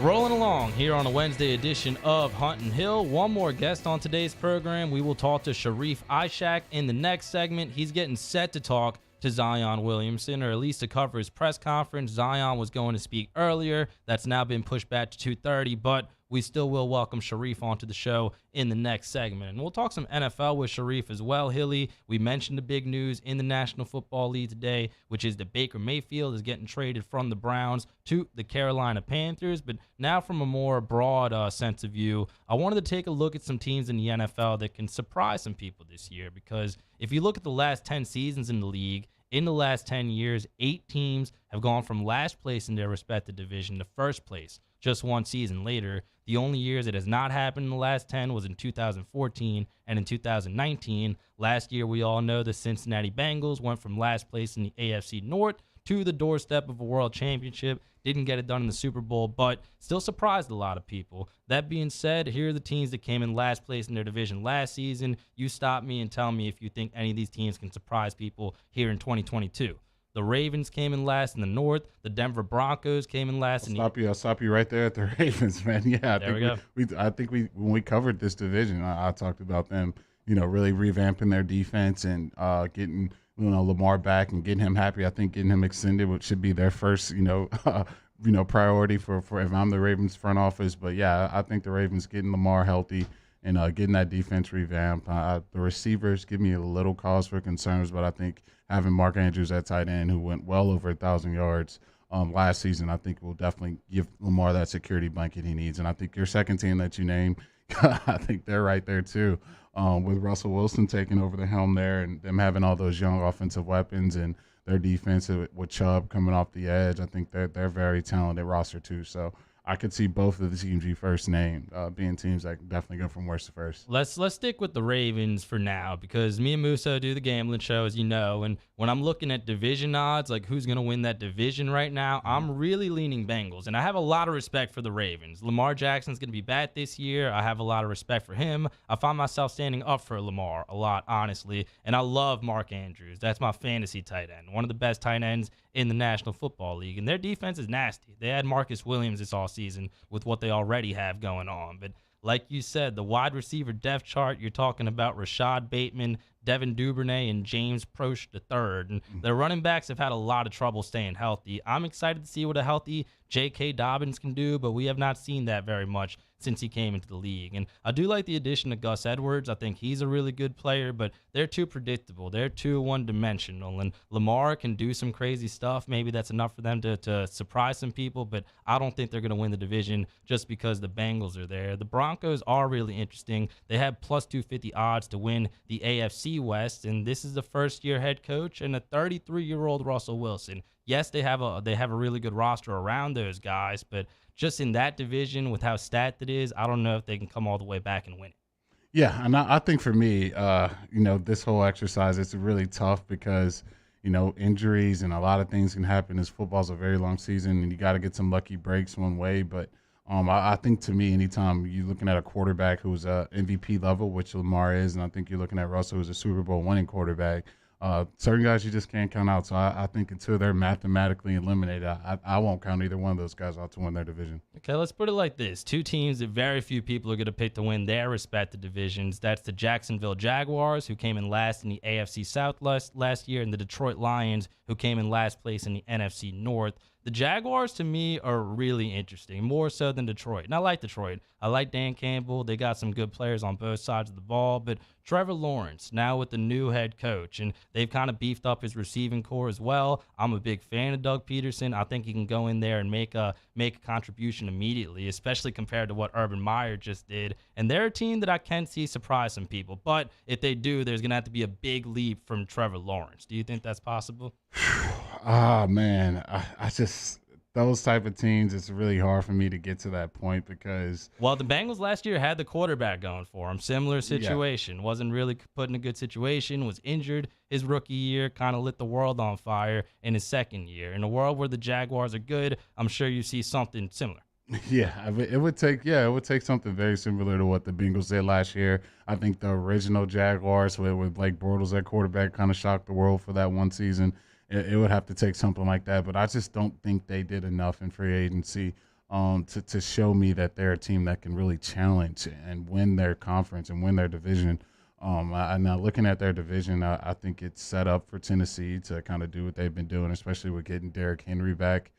I just don't think they got someone that can stop that dude. So I think it's the Titans' division to lose. I love how the chat gets mad when we talk about basketball. Now we're talking about football, and they're having Kevin Durant debates in the YouTube chat. Love to see it. I'm just joking. Shout out to Fire Skona and everybody in there for their interaction every day. A few more teams that are candidates to do this, going from last place last season to first place this season. The Panthers, who came in last place in the NFC South, relevant today with the Baker Mayfield news, the Giants, the Jets, and the Seattle Seahawks. I think the best candidate to surprise some people now with the Baker news would probably be the Carolina Panthers. Not expecting too much from the Giants, the Jets, or the Seahawks, not at least this season.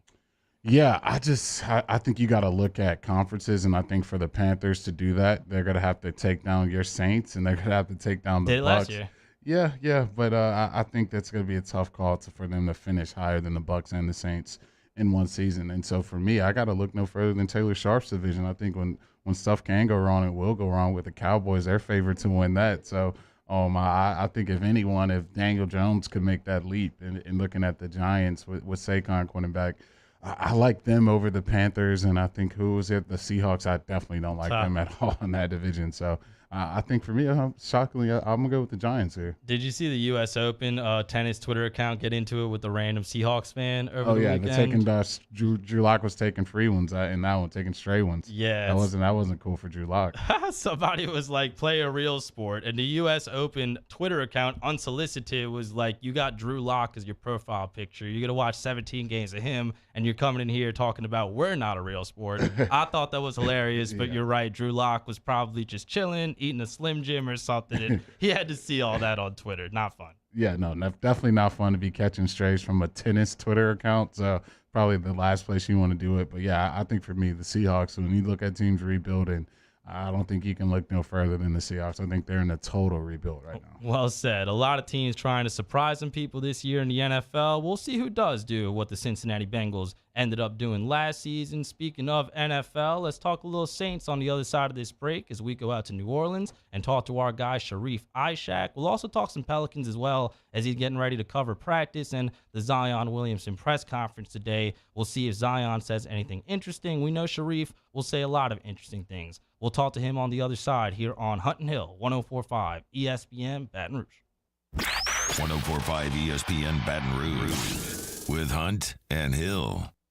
4th of July is in the rearview mirror. Football season is going to be here before you know it. If you want to get involved with a tailgate, Revelry Tailgating, the turnkey tailgating experience, it's luxury tailgating. They'll do all the work. You just show up and enjoy the party. Jeremy will tell you about their package. Yeah, so happy to tell you guys about Revelry's full-service turnkey tailgating and their standard package, which has 25 to 30 people in capacity, a 10 by 20 high peak tent, have 3 coolers with all-day ice service, electricity hookups, all-day concierge, bellhop service, all-day trash service, and they also do a post-tailgate cleanup.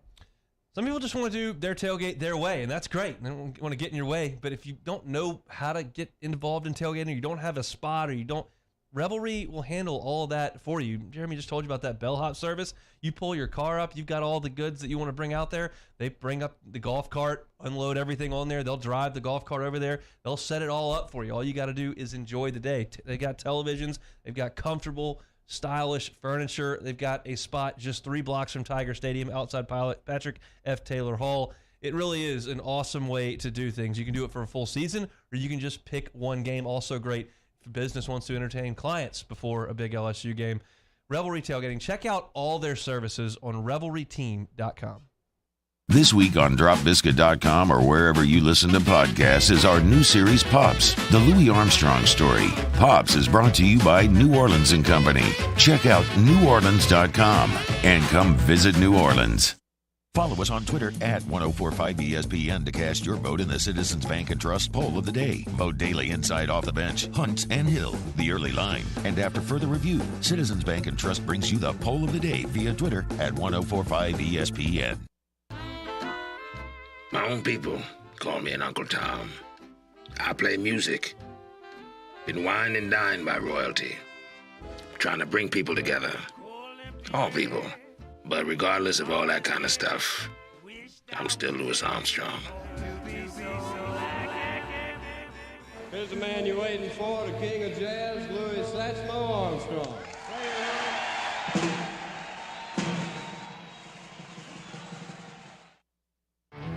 There it is, the extra mile, on the border of expected and extraordinary for those willing to go further, like vans customized for work or play, with safety and tech to keep you connected, supported by a 5-star sales, service, and finance team, and backed by the 1-star you know. So go the extra mile. It's never crowded, because so few have what it takes to go there. Mercedes-Benz Vans. This isn't just another day. It's so much more. Kelly's life was put on hold when her auctioneer primary care doctor discovered a rare blood disorder. Her doctor connected her to an auctioneer care team of cancer, heart, and kidney specialists. With multiple primary care locations around Baton Rouge, same-day appointments, and online scheduling, we're relentless about keeping you healthy. Auctioneer Baton Rouge, innovating healthcare for Kelly. Crime has serious consequences, but anyone can make a mistake. If you find yourself in trouble with the law, know that you have rights, and it's okay to demand them. The law offices of O.C. Brown are here to protect you and your rights. Felony or misdemeanor, DUI or drug charge. No matter what crime you're accused of, you still have rights. Let the law offices of O.C. Brown uphold them. Call 225-343-1111. Your law firm for a lifetime. And this year, 2022, it's time to finally treat yourself. Bring your boat to the next level with front-to-back boat service. You want the latest and greatest marine technology? You want to go to the place that has not one, but 2 NMEA-certified techs. Family-owned and operated by the Sherman family for 30 years, front-to-back is the answer in Baton Rouge for all of your custom boat needs. So head to fronttobackboatservice.com or find them on Facebook, Front to Back Boat Service.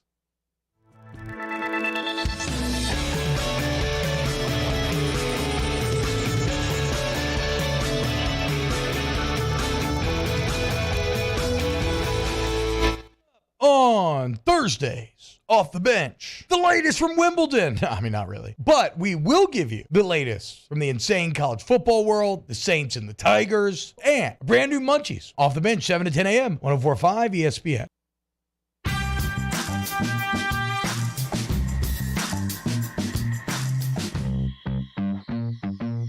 Hunt and Hill, 104.5 ESPN Baton Rouge.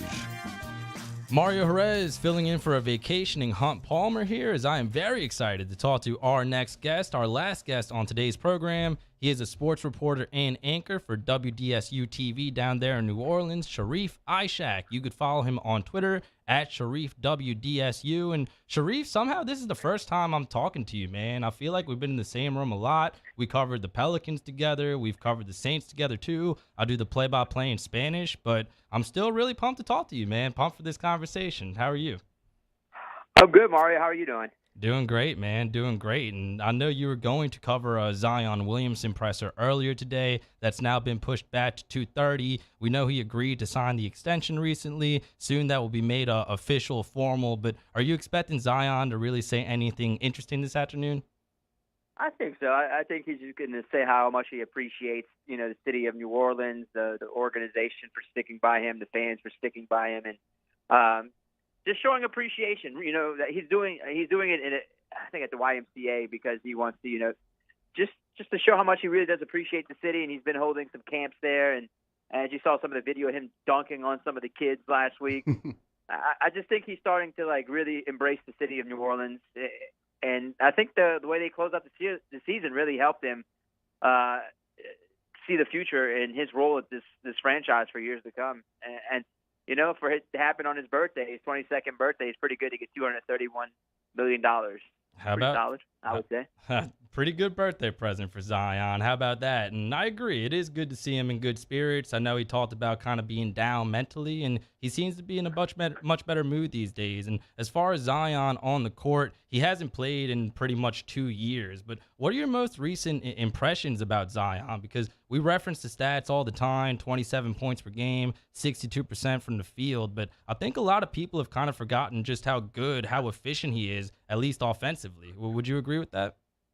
Yeah, I was looking at some of the stats from the COVID season when no fans were really allowed to go to games, and he was still dominating people inside and from 15 to 18 feet with his jumper. It was getting much better there as well. And that's what I remember. But the most recent thing I remember is just looking at him and how much better shape he's actually in over the last 2-3 months, especially over the last 3 or 4 weeks. He looks really good. He's got a new chef, taking things seriously, and putting himself in good position to be, maybe a 65 games, 70 games, a year type of player if he continues on this trend. And I think he's probably happy because of that. Just the way things have happened for himself over the last 3 or 4 months, and putting himself in good shape physically and mentally, I think has made him a happy person. I mean, plus whenever you see a team winning, anything like that really could change your mindset. Winning changes a lot of things for people. I don't know if you were listening to the show earlier, but I was putting some trade packages together for the Nets. So so you're in the camp. No KD, no parts of KD. I'm telling you, man. No, I mean, listen. A lot of it's crazy that Pels fans are fighting over not wanting Kevin Durant. I just don't know how it would be to gut your young core for a player who's 34 years old. You don't know how many games he's going to play, and you don't know how happy he's going to be if things go south and they don't win a championship in year one. Listen, I'm not against it happening, but I would need to know that he's committed because, he was with Willie Green and Jarrett Collins in Golden State, and they won a championship. And Willie likes him a lot, and maybe Willie's really pushing for it. But what if it doesn't go right? What if they only get out of the first round and that's it, and Kevin's not happy again? Now you have an unhappy 34-year-old superstar. What are you going to do with that? Yeah, you can trade him, but you already lost a lot of your good young pieces. I know you can go either way with it, Jeremy. You really could go either way with wanting him or not wanting him, and that's why you have all these first-round picks and some of this young talent is to use it as trade assets to make your team better. I'm not against it, and if it happens, it happens. If not, then it doesn't. I'm cool either way with it because the Pelicans are going to be good regardless. Sharif Ishaq is our guest on Hunt and Hill, and he is spitting right now. Well said, Sharif. I agree with you 1,000%, and assuming that the team does stay intact, this core stays together, they're still going to have to integrate Zion into the lineup. And when Stan Van Gundy was the coach, he played more in the low post. He played as a point guard. When Alvin Gentry was the coach, he played more in the low post. They're still going to have to figure some stuff out basketball-wise when it comes to getting Zion into the lineup with these guys. That being said, do you think Willie Green will have kind of any challenges putting Zion in the lineup with this current team that's already had success? Nope. I think it's just going to make them even a more lethal team because he could play almost 5 positions, right? You can let him be point Zion. You can feed him underneath at the 4 and 5.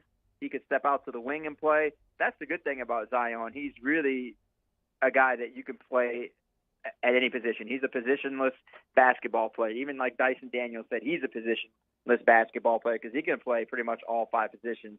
So, I mean, you're looking at today's game, and it's very positionless. And with him, putting him into the lineup with the stats you spit out earlier, 27 a game, 60% from the field, you add that to the lineup, the existing lineup, that's a top 4 team to me in the Western Conference, in a very tough Western Conference. And I don't think Willie Green's going to have any issues putting him into a lineup whenever he's ready to go, and he's ready to go now. So I think that's just something the fans have been wanting, the team has been wanting, Zion has been wanting, his teammates have been wanting, and it's an exciting time for them. I want to shuffle over to the Saints real quick. Obviously, the big Baker Mayfield news going to the Panthers. To me, when I first heard the news, I thought it shouldn't put a world of fear in the Saints or the Saints defense. How do you think that move is going to affect the Saints? Yeah, you know how many quarterbacks Matt Rule's had since he's been the head coach of the Carolina Panthers? It's been quite a bit. And you got to remember, he gave away a pick to move up in the draft this year to take Matt Corral from Ole Miss.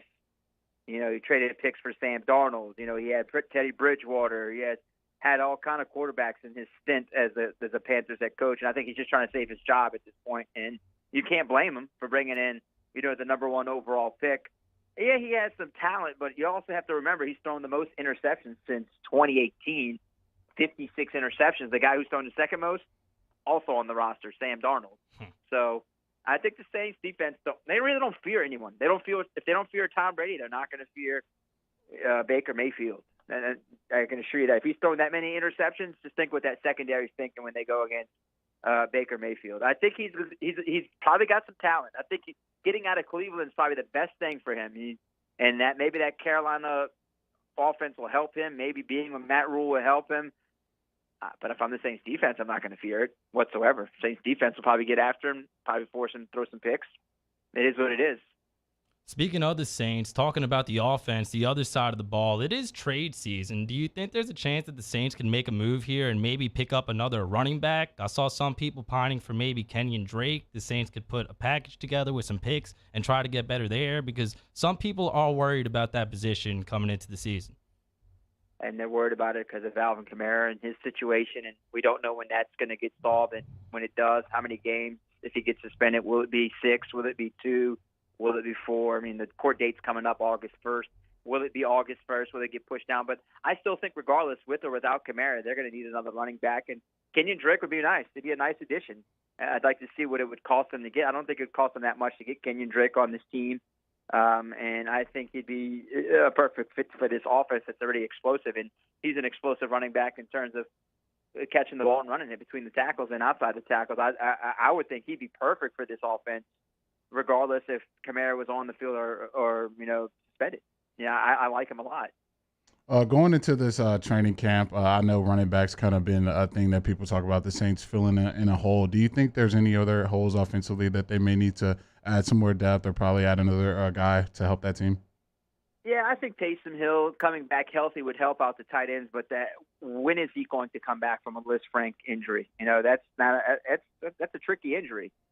Will he miss some time? Will he miss games? Do they feel like he's going to be ready for training camp? Remember, he just had that surgery, in February, January? So it's like a 9-month process. So just do the math on that. That puts him right at the end of training camp, start of the season, for him to be ready to go. So I think tight end is a position that we need to watch closely once training camp starts. Will somebody from the undrafted guy step up like Lucas Kroll from Pittsburgh, or will Troutman continue to elevate his game? Vinette as well. But I wouldn't be surprised if they would add somebody this offseason during training camp at that position.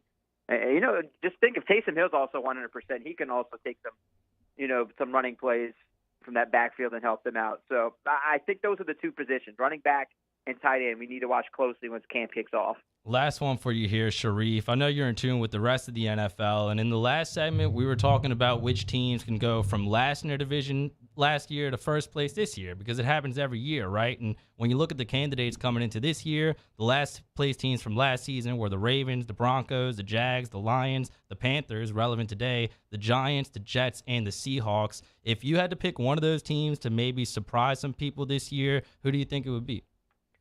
It's not fair. It's the Broncos, easily. The Broncos are so much better that they have Russell Wilson as quarterback, and Ravens being a last-place team is because they barely missed out on the playoffs. They're really not a last-place team, in my opinion. So those two teams, I wouldn't be surprised if they're contending for the AFC title Happens against each other. So you're still high on Russell Wilson here at 33 years old. Thinks he's going to have a better offensive line. Certainly has some weapons in Denver as well with Sutton and Jerry Jeudy to throw the ball to. Yeah, and I think they got pretty solid defense as well. So that puts him in a good position to succeed in Denver. And the Ravens, I think, are going to be in a good spot because Lamar Jackson's the contract year. So I think he's going to put up some pretty good numbers, and they always have some solid defenses in Baltimore. As far as the NFC, so you're saying who finished in last place this year in the NFC? That would be the Falcons or the Panthers? The Panthers. You know what? Record. Neither one of them. Mhm. No, I don't think so. Neither. Well said. You're right. Lamar will be back for the Ravens, and Sharif will be back on the show. We're grateful for him coming on today, and Hunt and Hilly, always grateful for your time, Sharif. Thanks. Have a good one. All right, guys. Have a good day. Yes, sir. Sharif Ishaq talking some basketball and some football. Very much enjoyed the conversation with Sharif. It is storming like crazy outside. We are hearing it from the studio here, throwing us off a little bit. But the good news is we only have one segment left. So let's execute that segment by taking your questions into Bayou for chat. Hashtag Ask Us, Ask Hilly, Ask Me, anything about sports, about life. We will answer it in the next segment as we wrap up the show. This is Hunt and Hill on 104.5 ESPN Baton Rouge. This is Hunt and Hill on 104.5 ESPN Baton Rouge. LWCC is Louisiana loyal. They are a shining star in our great state, and they're doing their best to shine a light on some of the other great operations, great people, great organizations in our state with their Champions of Louisiana program. And this month, all month long, it's our treat to tell you about Young Entrepreneurs Academy. Yeah, so happy to tell you guys about Young Entrepreneurs Academy. Young Entrepreneurs Academy is working to develop high school students in the Baton Rouge area into confident business leaders. This organization is on a mission to unlock the potential of young, aspiring entrepreneurs to reinvigorate the business landscape of Louisiana for generations to come. Young Entrepreneurs Academy utilizes a proven national curriculum in partnership with local business leaders, educators, and community members. Such a great thing to focus on our youth in this great state. More than 60 startups have been launched through the Young Entrepreneurs Academy. 60. That is unbelievable, the work they are doing over there at YEA. If you have a entity, a business, a person, a nonprofit that's doing great work here in Louisiana and you want to make them a champion of Louisiana, go to lwcc.com/Louisiana Loyal and nominate them so we can tell their great story here on the airwaves every single day. LWCC is Louisiana Loyal. Our listeners fire up their opinions on the jimsfirearms.net hotline at 499-1045. Keep listening for your next chance to shoot us your thoughts with the jimsfirearms.net hotline on 104.5 ESPN Baton Rouge. Bayou Chrysler Dodge Jeep Ram has new 2021 Jeep Wranglers and Jeep Gladiators on our lot now with $5,000 off MSRP. And all new Bayou vehicles come with a 1 million mile powertrain warranty. If you need sales or service, the crew at Bayou is going to do right by you. I've been doing business with Luba for 25 years. They're dependable, trustworthy. It's just the attention to detail with our clients. Our folks have years and years of experience. They're highly trained professionals, but many companies have that asset. What I'd like to think makes Luba a bit different is that we use those talents in a way that truly is dedicated to serving the needs of the folks who depend on us.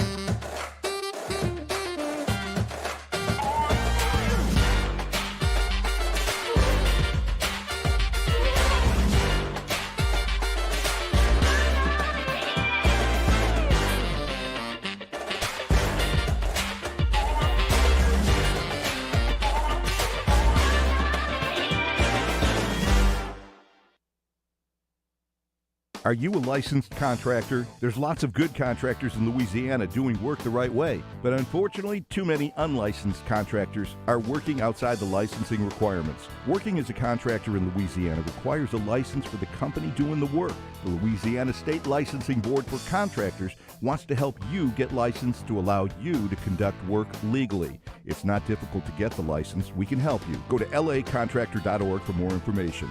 Licensed contractors, it's the law. Gulf Coast Office Products is a nationally recognized Savin office equipment dealer based right here in Louisiana. Over 100 employees strong, Gulf Coast has the boots on the ground to support all vertical markets from education, engineering, legal, and finance. With the latest in office technology from desktop to production segment units, Gulf Coast and Savin have the perfect fit for you. Call 225-756-2644.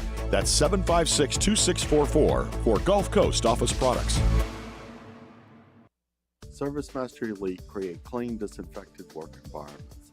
As a local business, we take pride in serving the New Orleans and Baton Rouge areas. Our cleaning protocols follow CDC and OSHA standards for healthcare settings, offices, senior living, restaurants, and industrial plants. Contact ServiceMaster Elite to get your operation ready for reopening with germ disinfection cleaning.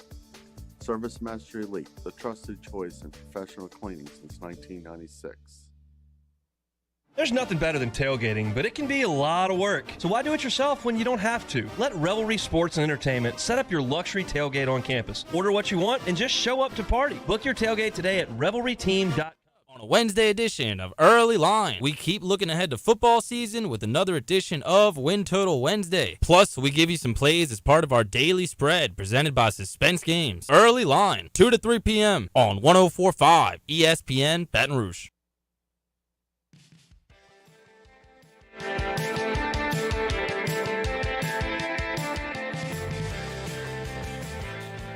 This is Hunt and Hill on 104.5 ESPN Baton Rouge.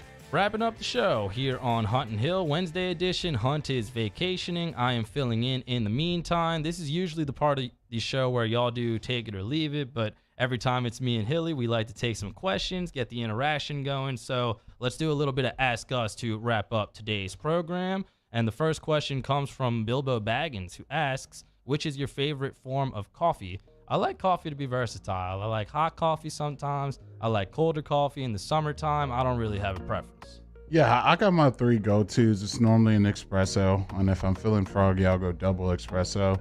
And then I just like a regular coffee with a little bit of cream, or I'm going with the frozen variety, and I'm going with, a frappuccino. So those are my 3 right there. Did you drink caffeine when you played in the NFL and in college? Because I feel like that would throw me off. No caffeine for me. I was, jacked up on Mountain Dew. No, I'm just kidding. But no, I was, no caffeine for me. All right, Coach O. Hashtag Ask Us. Best place. Nah, let's not do that one. Favorite soda. Favorite soda. I'm going to have to go with the pineapple Fanta. I think that's my favorite right there. Pineapple Fanta? That's a little random, Hilly, not gonna lie. I like the red Fanta a lot, and I know I'm basic, but I really like Coca-Cola. I mean, you could drink it straight, you can mix it with stuff. I'm a big fan of Coke, the good kind, the legal kind. Hashtag Ask Us. Jeremy, if the football comeback doesn't work out, what are you gonna do next, besides what you're doing right now, I suppose? Oh, well, yeah. I mean, to me, this is what I love to do, and I'm hanging out with you guys and enjoying myself. So, yeah, I pretty much see myself extending this out and seeing where I can take this whole thing. You're doing a good job, man. Have enjoyed sharing the airways with you thus far, especially after what the Pelicans did to the Lakers this past year. Brutal, man. Hashtag Ask Us. Brandon or Nuss? A lot of Nuss love recently. Brandon or Nuss, man. I think this is a no-brainer for me. I'm going with I'm going with Garrett Nussmeier. I think Garrett has the arm talent, man. He has escapability in the pocket. I think, the experience is probably the biggest cause for concern. But when you look at the other guys that he's battling, they don't have a world more of experience than him. So, yeah, I'm going with the Nuss Bus. Drop that Nuss Bus, baby. I kind of like Nussmeier. I like how everybody's counting him out. I loved what I saw last year when he played against Arkansas. It was a weird situation where he didn't start the game and they didn't know if he was going to play or not because of his red shirt, but very few and far between saw some really good stuff from Garrett Nussmeier. He's mobile. He has the arm. I would not be surprised at all if he started for LSU this year, and I don't think it would be a bad thing. Hashtag ask us, how many wins will the Tigers get this year? We're asked this a lot. We're going to continue to be asked this in between now and the season, but I think 8-4 just sounds right. And it'll be, obviously, they beat some teams that they're not supposed to. They probably take some bad losses, but I would go 8-4. I think if Garrett Nussmeier starts for this football team, they'll go 12-0 and then eventually go 50. No, I'm kidding. No, I think for them, I think who starts at quarterback is going to determine that. So if Garrett starts, I think this team could definitely win 7 games. I'll go 7 and 5. Hashtag ask us. What's the most fun you've ever had trucking somebody? Whether it be in Pee-wee, high school, college, NFL, not juking, not, escaping, but running through somebody, putting your pads down. I would probably say my sophomore year in high school, we had a couple linebackers on our team that were, getting some offers and getting looked at. I think one of them ended up going to ULL, my boy Brandon Nash. But I got my boy Brandon at practice one day, and I was talking so much trash to him. And I don't know, Redemption's just like this whole upper class thing. You're like a god if you're like a senior and you're on the team. You just get to skip the line, get all these privileges. So it was pretty cool to truck a senior when I was a sophomore. Very random. You probably don't, but do you remember Quan Alexander putting a pretty big hit on you in the spring game when y'all were both here? I was doing the Spanish broadcast, and I remember that being a cool moment for Quan, and he had a big season that year. Do you remember that? Oh, yeah, of course. Yeah, Quan's a phenomenal linebacker. I think we all know the talent that he is. So, yeah, he can't win them all. Yeah, so, yeah, Quan got me that time. Good competition if you play football at LSU. Shout out to Bunny Money, going old school with the coaches here. Just talking about football here, put everything else to the side. Better college coach, Joe Paterno or Bobby Bowden? Better college coach. Bobby Bowden had some swag to him. Bobby B. I know Joe Pa had the record for the longest time, but I'm going to go with Bobby Bowden.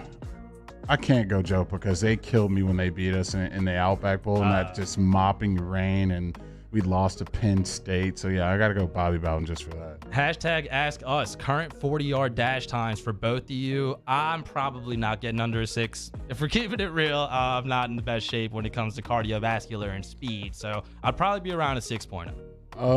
You put a Caniac combo on the other side. I'm going 4.3, but no, I'm kidding. I can get 4.5 right now. I'm feeling froggy. 4.5.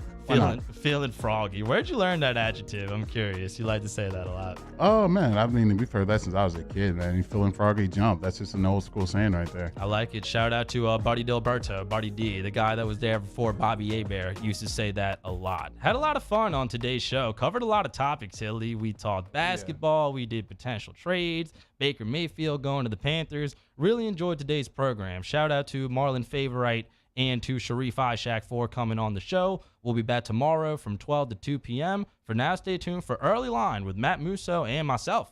104.5 ESPN Baton Rouge.